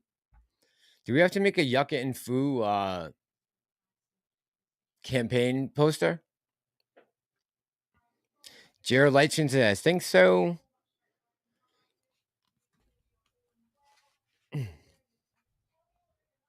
Adam says, Mass. Vote for Fuka in 2024, says Billy87. Hang on, Adam. I got your chat here. Adam says, Mass, I'm the same way. Every dollar spent on AMC and Ape, on gold and silver, and donated to Trump 24, it's like a bullet spent into the heart of the deep state. Yeah, Adam, man. I mean, look, we are in a fight for the soul of this country. I believe that, truly. Like all of us, me, you, everyone in the chat right now, everyone who's live right now, we truly believe in a free market, in a free country. I'm going to keep fighting for that. I said tonight, if I have to come back and run for Congress, I fucking will do it. If that's what it takes to get legislation passed, so be it. Although I would never want to do that because I just feel like I would go there and get corrupted because it seems so corrupt. It's like, man, somebody's got to do it. Like, somebody has to do it. Just take on the pain. As Mass, others never answered your question on the housing market. What do you think will happen? I know many believe a crash, but what's the time frame in your opinion? So, Danny, here's what I can say. I don't know too much about the housing market as far as like the housing market. Commercial real estate is in a lot of trouble. It's got to be. Every city I went to on this trip, the 15 cities I went to, I would say 40 to 50% of the businesses in the downtown area were closed, waiting for retail leases. That's a major problem for the small banks in this country that hold 80% of those mortgages. It's only a matter of time. So start planning. Mike says housing is still hot in Florida. I believe that. I believe housing is still hot in a lot of places. I think when it crashes, we're all going to feel it. I think 2008 will be a blip on the radar compared to when these bills come due. And again, I don't want to push you guys into a direction of, fearing that everything is going to fall apart and that, everything's going to crash. It's not going to be like that. We just got to be smart about our money and keep, pay attention to what's going on around us. That's all. Adam says houses are selling, but prices are falling. First Wave Crypto says housing market is next to go down. Prometheus in the house says the attacks on our constitutional republic are coming from every direction. Yeah, bro. Yeah. But the good thing is, man, there are people like you and myself and everyone in this chat right now who believe in fighting against it. So keep up the fight. Let's stick together and keep up the fight. Eventually, there will be a flashpoint where things will change, and we'll be a part of that change. As long as we keep pushing and fighting. I'm here with you guys. Mike says it's not fear, it's the truth. Yeah. Jared Lighting says they want us to forever rent. Hold on, I'm going to play something real quick. I thought it was interesting. We can listen to it for a second. I won't play it that long. But I thought it was interesting.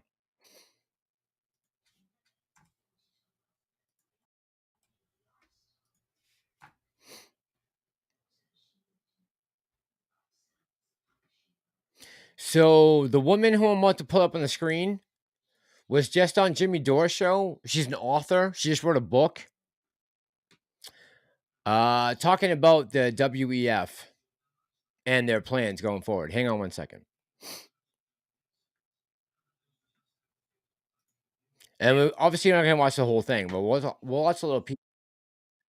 Hang on.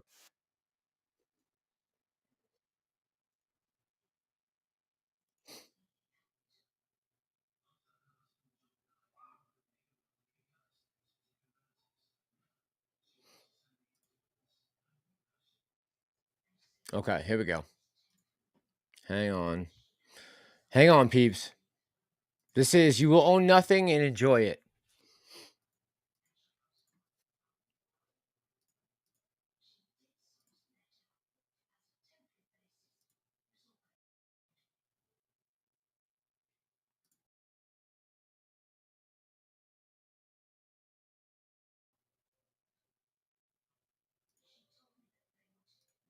Guest with us. It's Carol Roth. She's an American television personality. She's a best-selling author, entrepreneur, radio host, and investor who has appeared as a guest on Fox Business, CNBC, CNN, Fox News, and MSNBC. She was one of the judges on Mark Heavy Duty book during the trucker protests in Canada, right? So now let's remember what that was about. They weren't protesting medicine. The truckers were vaccinated at a higher rate than the general population of Canada.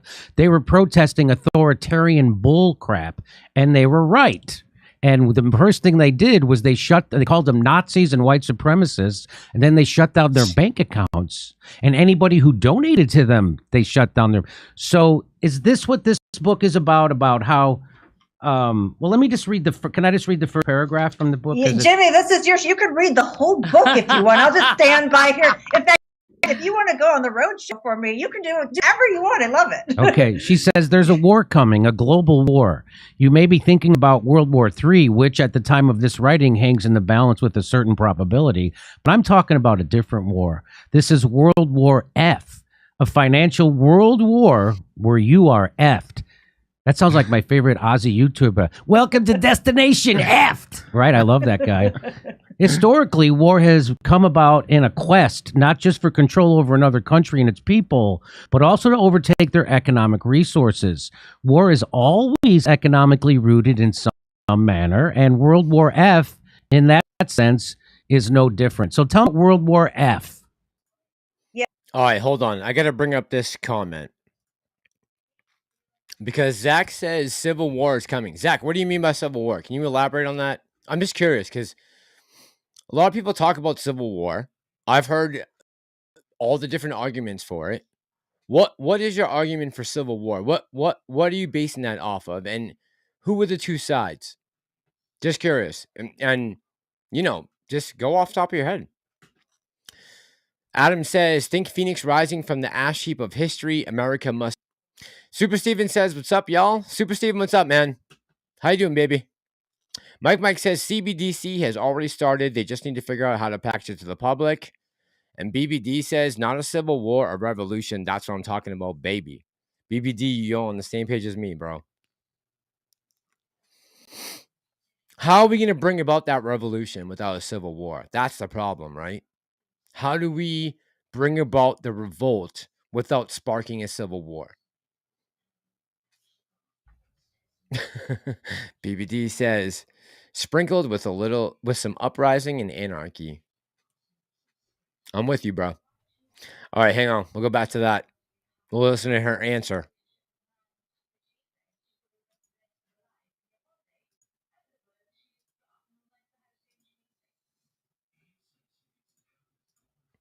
Yeah, so we're at a point in time where the global financial stakes are shifting. And I think it's hard for people in America who have seen America at the center of the global financial universe and lived through this incredible time period with immense prosperity and technological advancement to think that things could ever be any different. But if you're a student of history, you know that whoever's at the center of the financial universe doesn't last indefinitely. Before the US, it was the British. Before the British, it was the Dutch. And I would imagine you guys understand that, right? We're not talking about bullshit. We're talking about history here. The Dutch came before the British, and then it was the United States, and they've all failed. Now it's our turn. that if you're somebody who was British at that point in time, you're probably like, oh, well, the British are always going to be at the center of the financial universe. But we're getting a little long in the tooth. It's been about 80 years. We have a huge debt load. We have these signposts all around the global economy that other countries are trying to get rid of their US dollars and take the US down to peg, and things are starting to break apart. So the people who are wealthy and well-connected see this happening. And if you're one of those people, do you just kind of go, well, the status quo is changing. I hope it works out for me. Or do you go, oh no, Lord, I'm going to try to, make sure that I control every finite resource. I think it's not a big jump to figure out that they're going to do the latter. And so in trying to set themselves up for success, they are creating all of these barriers to wealth for us as individuals. And it's coming from inside the house. It's coming from the government and the Fed. It's coming from all these bad actors, whether it's the WEF or the UN or big businesses. And then it's coming from big tech. So we have all these different forces that we're at war with, and we're just all trying to hold on to the American dream as these financial stakes are shifting. So I wanted to empower people with all of the knowledge about what's going on and, of course, give them a plan to fight back.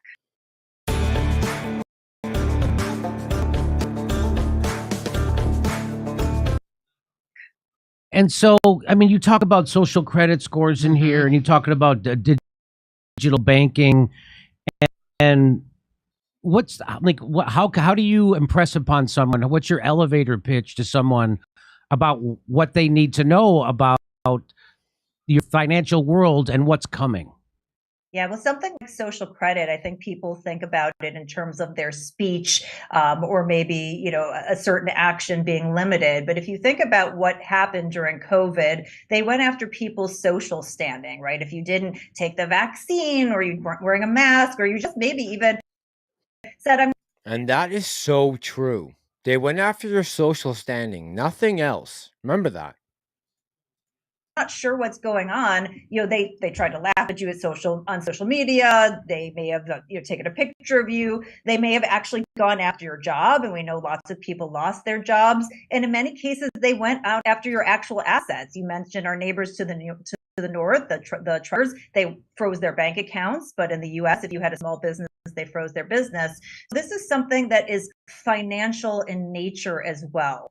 And so when you get the forces like social credit, like ESG, like Wall Street competing with you to purchase a house, even college holding people back, young people back from being able to participate in wealth creation opportunities. I think a lot of people understand like the symptoms, but they don't know what the actual ailment is. They don't understand what these forces are. And so if you don't understand what they are, you can't position yourself to make a change. So why doesn't the establishment, and it seems like the government of the West are working in conjunction with the WEF? Because they are. Understand that. What Jimmy's saying right now, he's not. This is true. No, they are working with them. They're in our cabinets already. And Klaus Schwab has stated that, matter of fact, many times. They have infiltrated our fucking cabinets. They're there. So let's not make any mistake about that. And the WEF is famous for saying that you'll own nothing and you'll be happy. That's Klaus Schwab and the Great Reset. And they don't want you to own a house.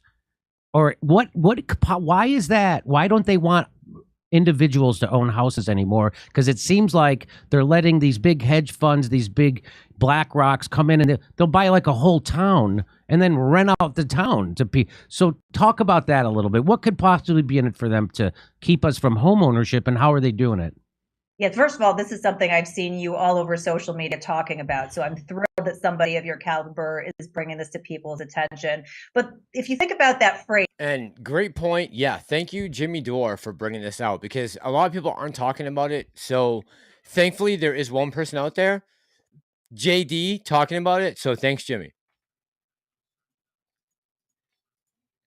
From the WEF, you'll own nothing and you'll be happy. There's two important things embedded in that. One is the you'll own nothing.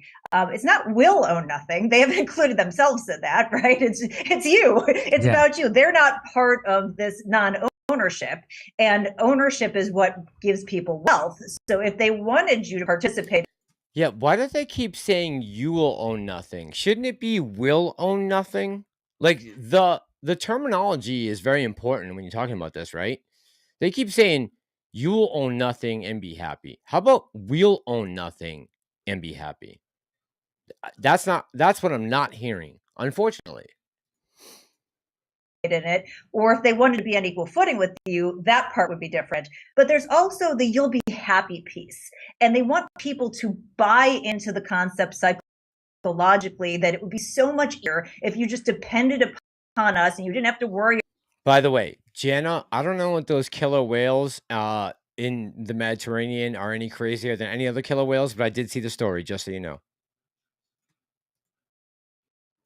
Something like a house, the largest asset on Americans' balance sheet that drives their wealth. Oh no, you don't have to worry about that. We'll fix the leak in your ceiling. Not understanding not only the implications for wealth, but the implications for freedom that comes from that. And I think that if you get people to buy into that psychologically, it's just easier for them to do that. So if you, let's say, what's happened over the past 15 years, you've had this crazy monetary policy that gave Wall Street all of this money, this cheap, easy, available money. They had nowhere else to deploy it. So they went, okay, we're going to go compete with you for a house. Before 2010, Jimmy, this did not exist. This is something that is new in the last 13 years. Now we have. Understand that. That is something that is unbelievably true.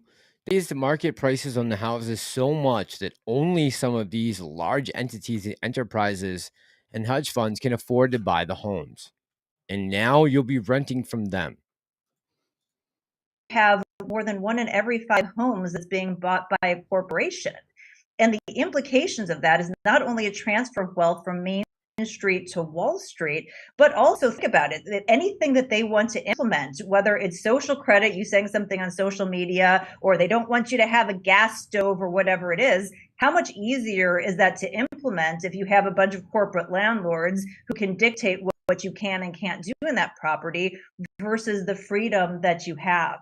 So I really think it starts with that leading thesis that they want the power and the money as these financial stakes are shifting. And, if it's easier for them to affect, or these different rights or opportunities have to go by the wayside so they protect what is theirs, then they're willing to go in that direction.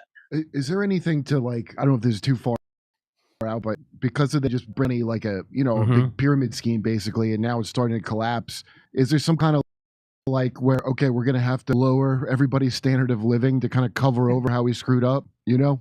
We're going to have to like deindustrialize all that crap. You hear about that? Is that just to cover over the fact they printed so much fake, well, didn't print it, but they made so much fake money, and now it's going to, you know, you can only do that so long before everything collapses. So it's like a managed collapse. Don't have another 2008 where then you get an Occupy Wall Street, which I think is what kicked off, you know, the paranoia of like, and now we'll just control everything. People look like they were getting real upset around that time.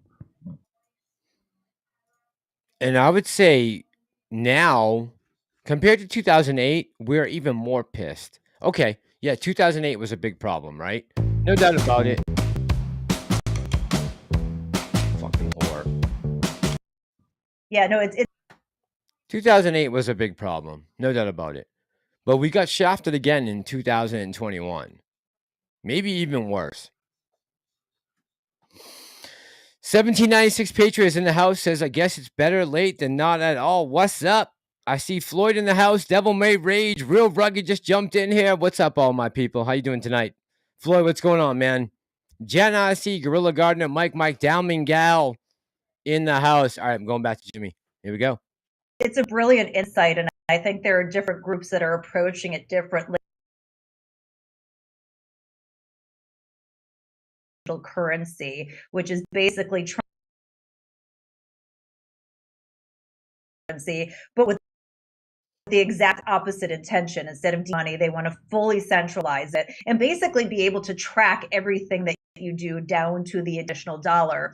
So one of the Okay, so let's understand that difference, right? As long as we're talking, let's understand that CBDC is something completely different than what they're talking about right now. This is CBDC, not cryptocurrency, not a Bitcoin. We're talking about something controlled by the federal government. theses that I have is that they are going to cover up for all of this money printing and to try to get out of it. They're going to try to transition everybody to a digital dollar, and they are debasing the currency while they do that. So they may say something like, Jimmy, I'm going to give you 100 digital dollars for every dollar you give me. Or if you go to the store, they say, oh, well, a loaf of bread is only digital dollar, but it's 5 regular dollars.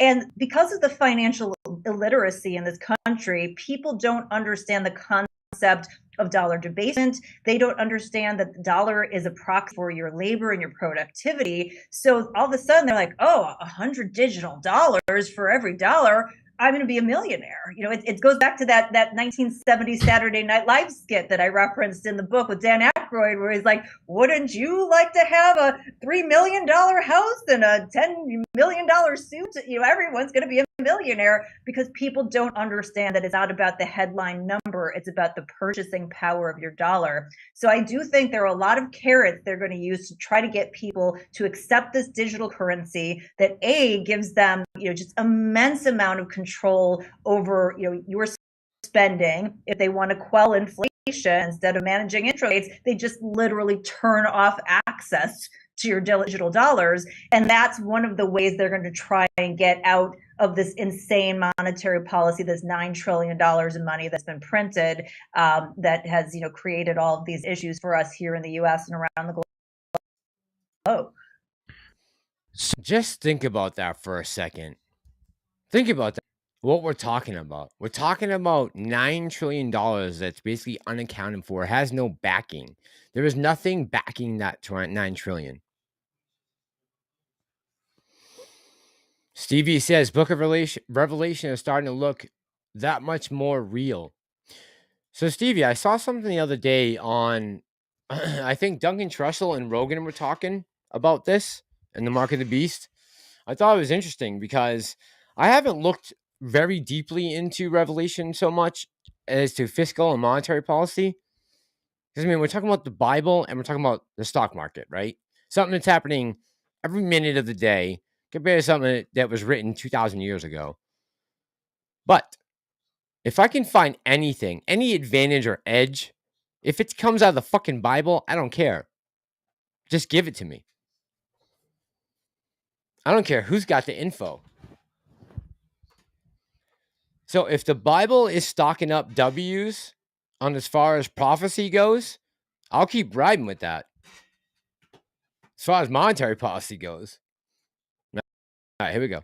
So, just why do you think this isn't part of the book? But why do you think I know why they sent over $100 billion to Ukraine at the snap of a finger without any debates or op-eds about it, because that's corruption. I know what that is. You can see that's why, if they want to spend $8 billion sending kids to community college, we got to talk about that for about 10 years. And we're still talking about it. We've been talking about it since Barack Obama got elected. So that was that's 16 years ago or close to. Well, think about what they have done in terms of transferring wealth from young people to colleges and college administrators. What they've done has been incredibly effective for that. The government is the largest predatory lender in the entire world. They tie up minors, 17-year-olds. Think about that. The United States government is the biggest predatory lender in the world.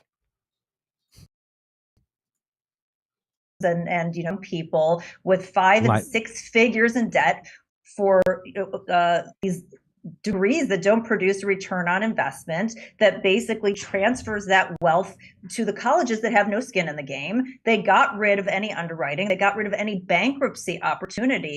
And so not only are the colleges getting richer and the administrators getting richer, but you have these young people who are coming out who they are making more in terms of income on a little bit of a basis, but their balance sheets are completely blown up, and they have so much debt that they can't even think about buying a house if those housing prices were already inflated and they had to compete with Wall Street. They can't think about making other investments because they have just been sold a bag of goods, and the colleges have absolutely no skin in the game.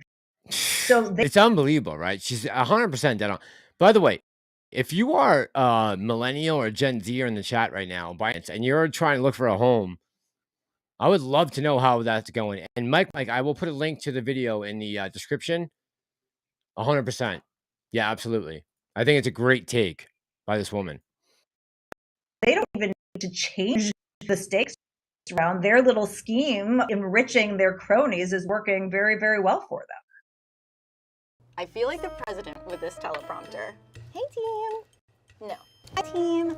I'm sunny delighted to share. So if they, what did they get out of starving America, right? Like, so we're right now paying the Social Security and the pensions and the health care and the payroll. The paychecks for the government workers in Ukraine. If we stop that, Ukraine would stop. You would be over, and the war would be over. But so why wouldn't they then invest that? So if they send $200 or $200 billion to you for corruption, why wouldn't you do that for your own country? So at least people aren't as upset about you spending that money in Ukraine. Why wouldn't you turn around and spend that $100 billion in America to say, like, end homelessness or something? Why do you think that is? Do you have an opinion? Yeah, because I don't think that they actually care about those things. The people who are attracted to politics are the last people that you would ever want in place. Like, if somebody actually wants that position, it's the last person you should put in that position. It's the people who are kicking and screaming like, no, don't put me in politics. I don't want any piece of that. Those are the people that we should be bringing in. They want the power and they want the wealth. And the way they believe they get that is by expanding the government's purview and having more opportunities to make these deals with their cronies and legally launder money, right? That's what Congress is. It's political theater and legal money laundering. So we're at a point where we have about 125% public debt to GDP. They're on the precipice of, okay, how are we going to continue to expand this government? Because raising taxes isn't particularly popular. They can print more money, but we know it basically debases the purchasing power and causes inflation. That's been politically unpopular. Or they can roll back some of their promises that they know they can't fulfill. We know that doesn't work well. Just look at France when they tried to raise the retirement age from 62 to 64. All right, I'm going to bring it home. I'm going to go to the end of the video so you guys can get a take on how they end this, because it is very long. It's like a 40-minute video. So I'm going to scrape it to the front. All right, here we go. And then the people I call the useful. Trying to block. This is distraction. Greta Thunberg is a distraction. Didn't she support? Didn't they have her like meet Zelensky? She met Zelensky. Yeah. She had pipeline being broken, being blown up. by the people she's in bed with. She's never going to protest the Ukraine war. In fact, the biggest emitter of carbon is the U.S. military, and she's never once protested a U.S. military base being built, but she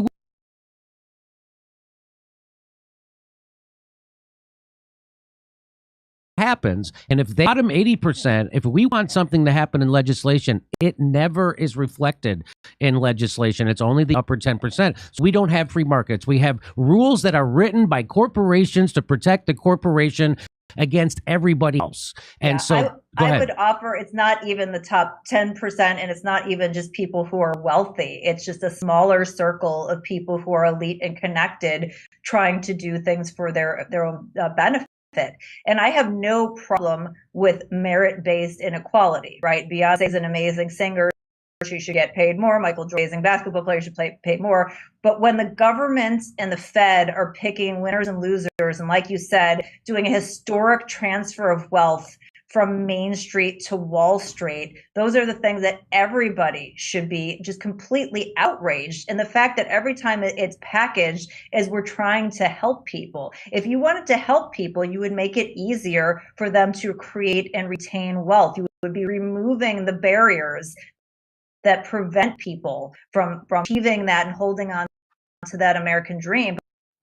Is any of this making sense to you guys? Listen to what she's saying. Right? They're doing the opposite of what they should be doing as a federal government. The government has, as you know, politicians and a handful of big corporate entities that basically are doing everything for their benefits to the detriment of everybody else. And that's why people need to better understand these forces, because it's hard to try to make the change if you don't know where it's coming from, and you can't, you may have identified part of the issue, but if you don't fundamentally baseline understand the full issue, then again, you end up with, like you said, the Bernies and the AOCs, the people who say that they're fighting for the middle and working class, not doing so. And I like what you said. I don't listen to what they say. I watch what they do. I started doing, again, COVID was a big eye opener for me. And so climate change, just like COVID was used to control you and to bankrupt you and transfer wealth upward, so is climate change. And so the people who say that they're afraid of climate change are doing nothing to fight climate change themselves, but they want you to make all the sacrifices to fight climate change. But it's never really fighting climate change. It's just about controlling you. And so this Greta Thunberg, she's never going to protest the Nord Stream pipeline being blown up by the people she's in bed with. She's never going to protest the Ukraine war. In fact, the biggest emitter of carbon is the U.S. military, and she's never once protested a U.S. military base being built, but she will go sit down and try to pretend she's trying to block. So this is distraction. Greta Thunberg is a distraction. Didn't she support? By the way, what do you guys think? Thunberg an distraction? I believe so.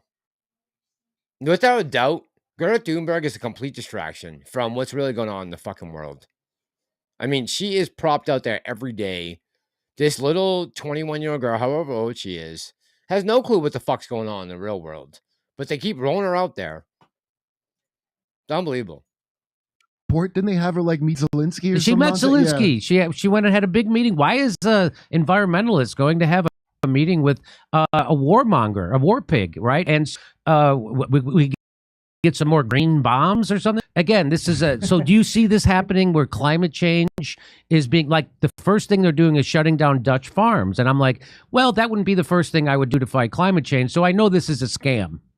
Right. So I call this in the book, there's a section called the Hollywoodification of crisis. And I sort of imagine John Hamm in his Mad Men role sitting around with table being like, how do we extract wealth from a whole group of people? I'm like, oh, I've got this, incredible idea here. We'll have this thing and the stakes are huge. We'll call it climate change. And we'll have these good looking people, tell everybody it's an existential threat. And then you've got all these profiteers who are making tons of money, and you kind of, go down the line.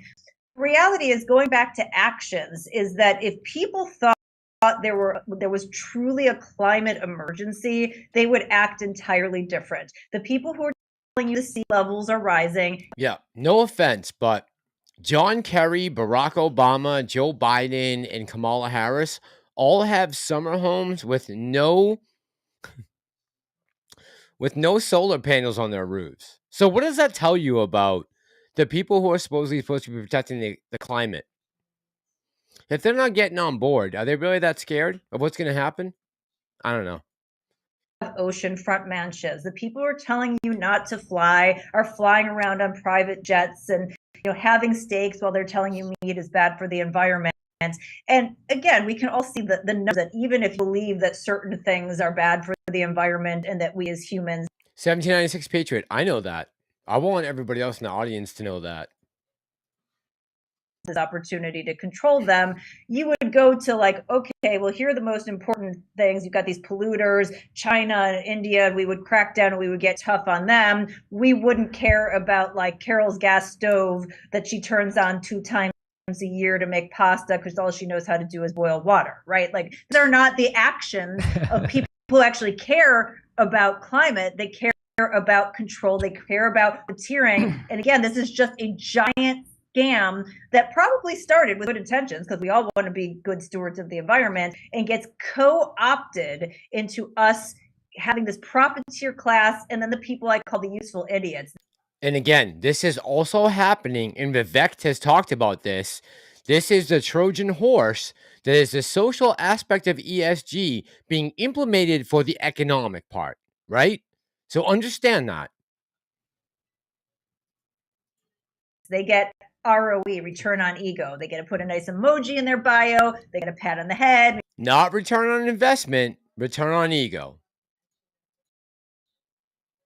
Maybe they get to go to the White House for a photo op or something. And because they get, this kind of tangible, you're with the cool kids group, then they're the ones running cover, although they have no idea what they're talking about. And so it's important for us to call out this nonsense when people are being hypocritical or when there's an actual issue, to just destroy that with reason and fact over and over and just say, I just reject this argument and I reject your actions. And at some point in time, enough people will be saying that. Are you surprised that all the people that you do TV shows with, everybody in the corporate media went along with Fauci and the lies of COVID? Aren't you surprised about that? I was surprised. Are you guys surprised about that? Or does it make sense? Mike says, love me a good porterhouse. Man, that sounds good right now, Mike. But honestly, are you guys surprised about the COVID reaction? About, so remember in February of 2020, I had this husband as this virus was taking hold in China and Europe, and we were just like role playing. We're like, what if they just shut down the economy for 2 weeks? Do you think they could do that? And we were both like, no, there's no way that people would go along with that. Like, that's ridiculous. But then again, the way they went about it was so clever. They didn't shut down Zurn. They didn't shut down your grocery store. They didn't shut down Wall. If you couldn't get your Amazon deliveries, if you couldn't get your groceries, and if they had let Wall Street fall instead of supporting them, this would have been over in 2 weeks. Think about that. Think about that. Think about what you just said. I'm going to play it one more time.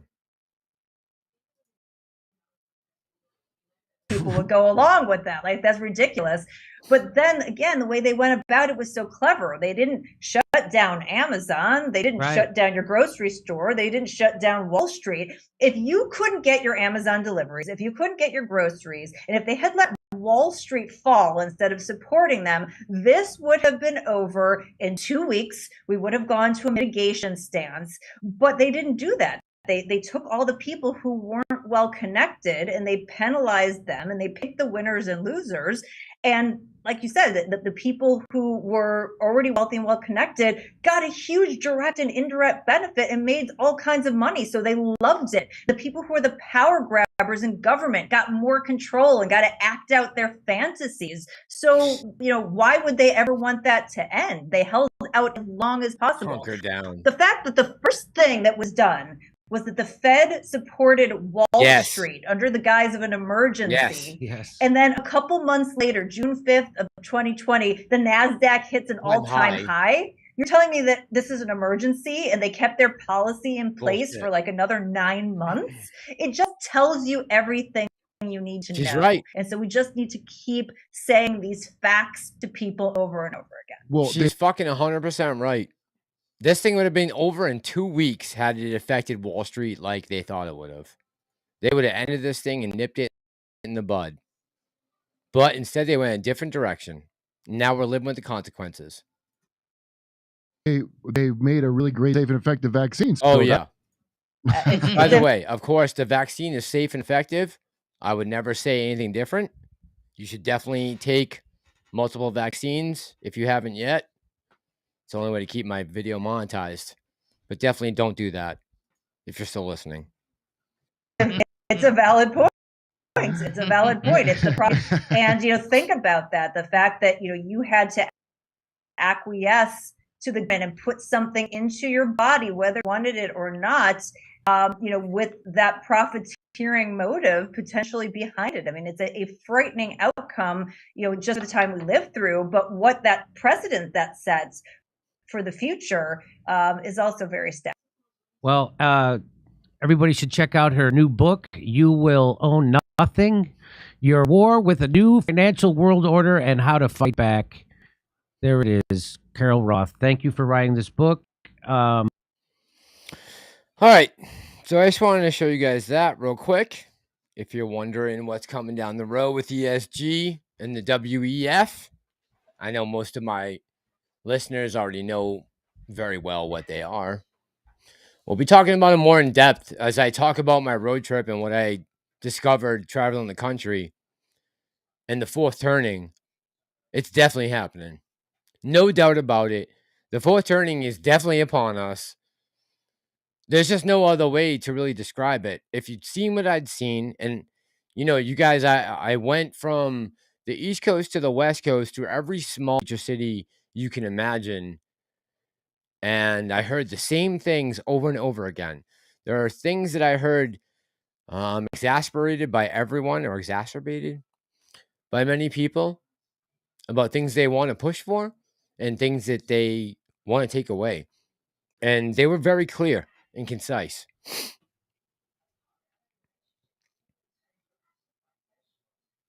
Old Doge is in the house. Old Doge, how you doing tonight? Says, good morning, Mass. You taking over late night? I don't know, man. It's early here on the West Coast, but I'm up with you guys just because a lot going on. There's a lot going on in the world. I'm going to try to get down to a set schedule with you guys and talk about news things and things you might want to discuss. But yeah, man, I'm just here hanging out. I had Tony here earlier. I had Mediocre Trader here earlier with me. We were talking about AMC and a couple other things with the market. And now we kind of divulged into the World Economic Forum and how you will own nothing and be happy. I don't know, man. We got to fight. And I feel like, I know everyone watching this stream right now is a patriot. They love this country. And we love our fellow countrymen. We all want everyone to be able to succeed. And I'm not going to let some jerk off over in Germany tell me how to live. That's for damn sure. You got another thing coming, boys and girls. BSKA says the generation after this that will live through picking up the pieces will be strong mofos. So BSKA. Oh man, I'm tired. Headphones are falling off.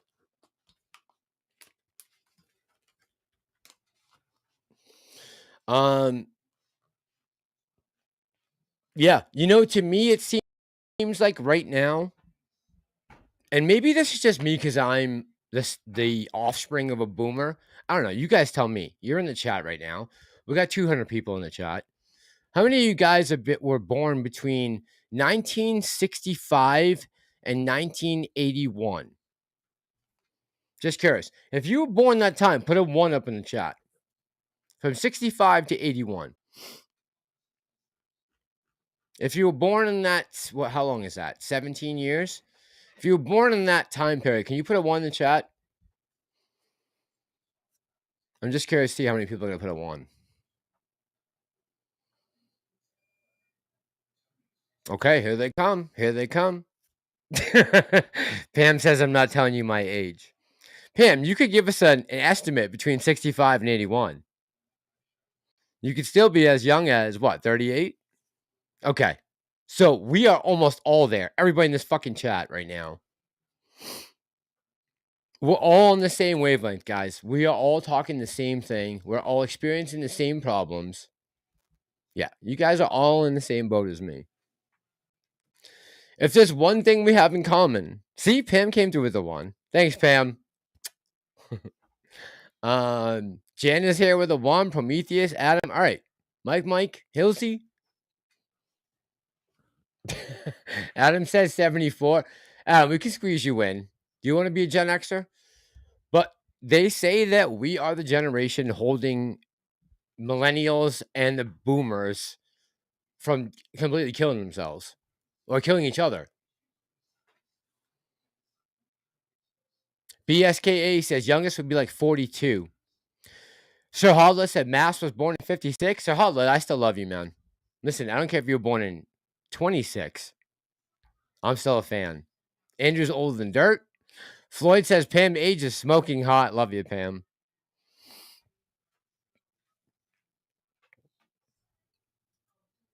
So if you saw my Twitter the other day, I put this post up that 1796 Patriots referring to.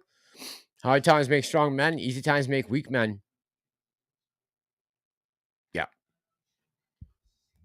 Listen, there's not everyone in this generation X that's weak. There are some of us out here who are going to continue to fight.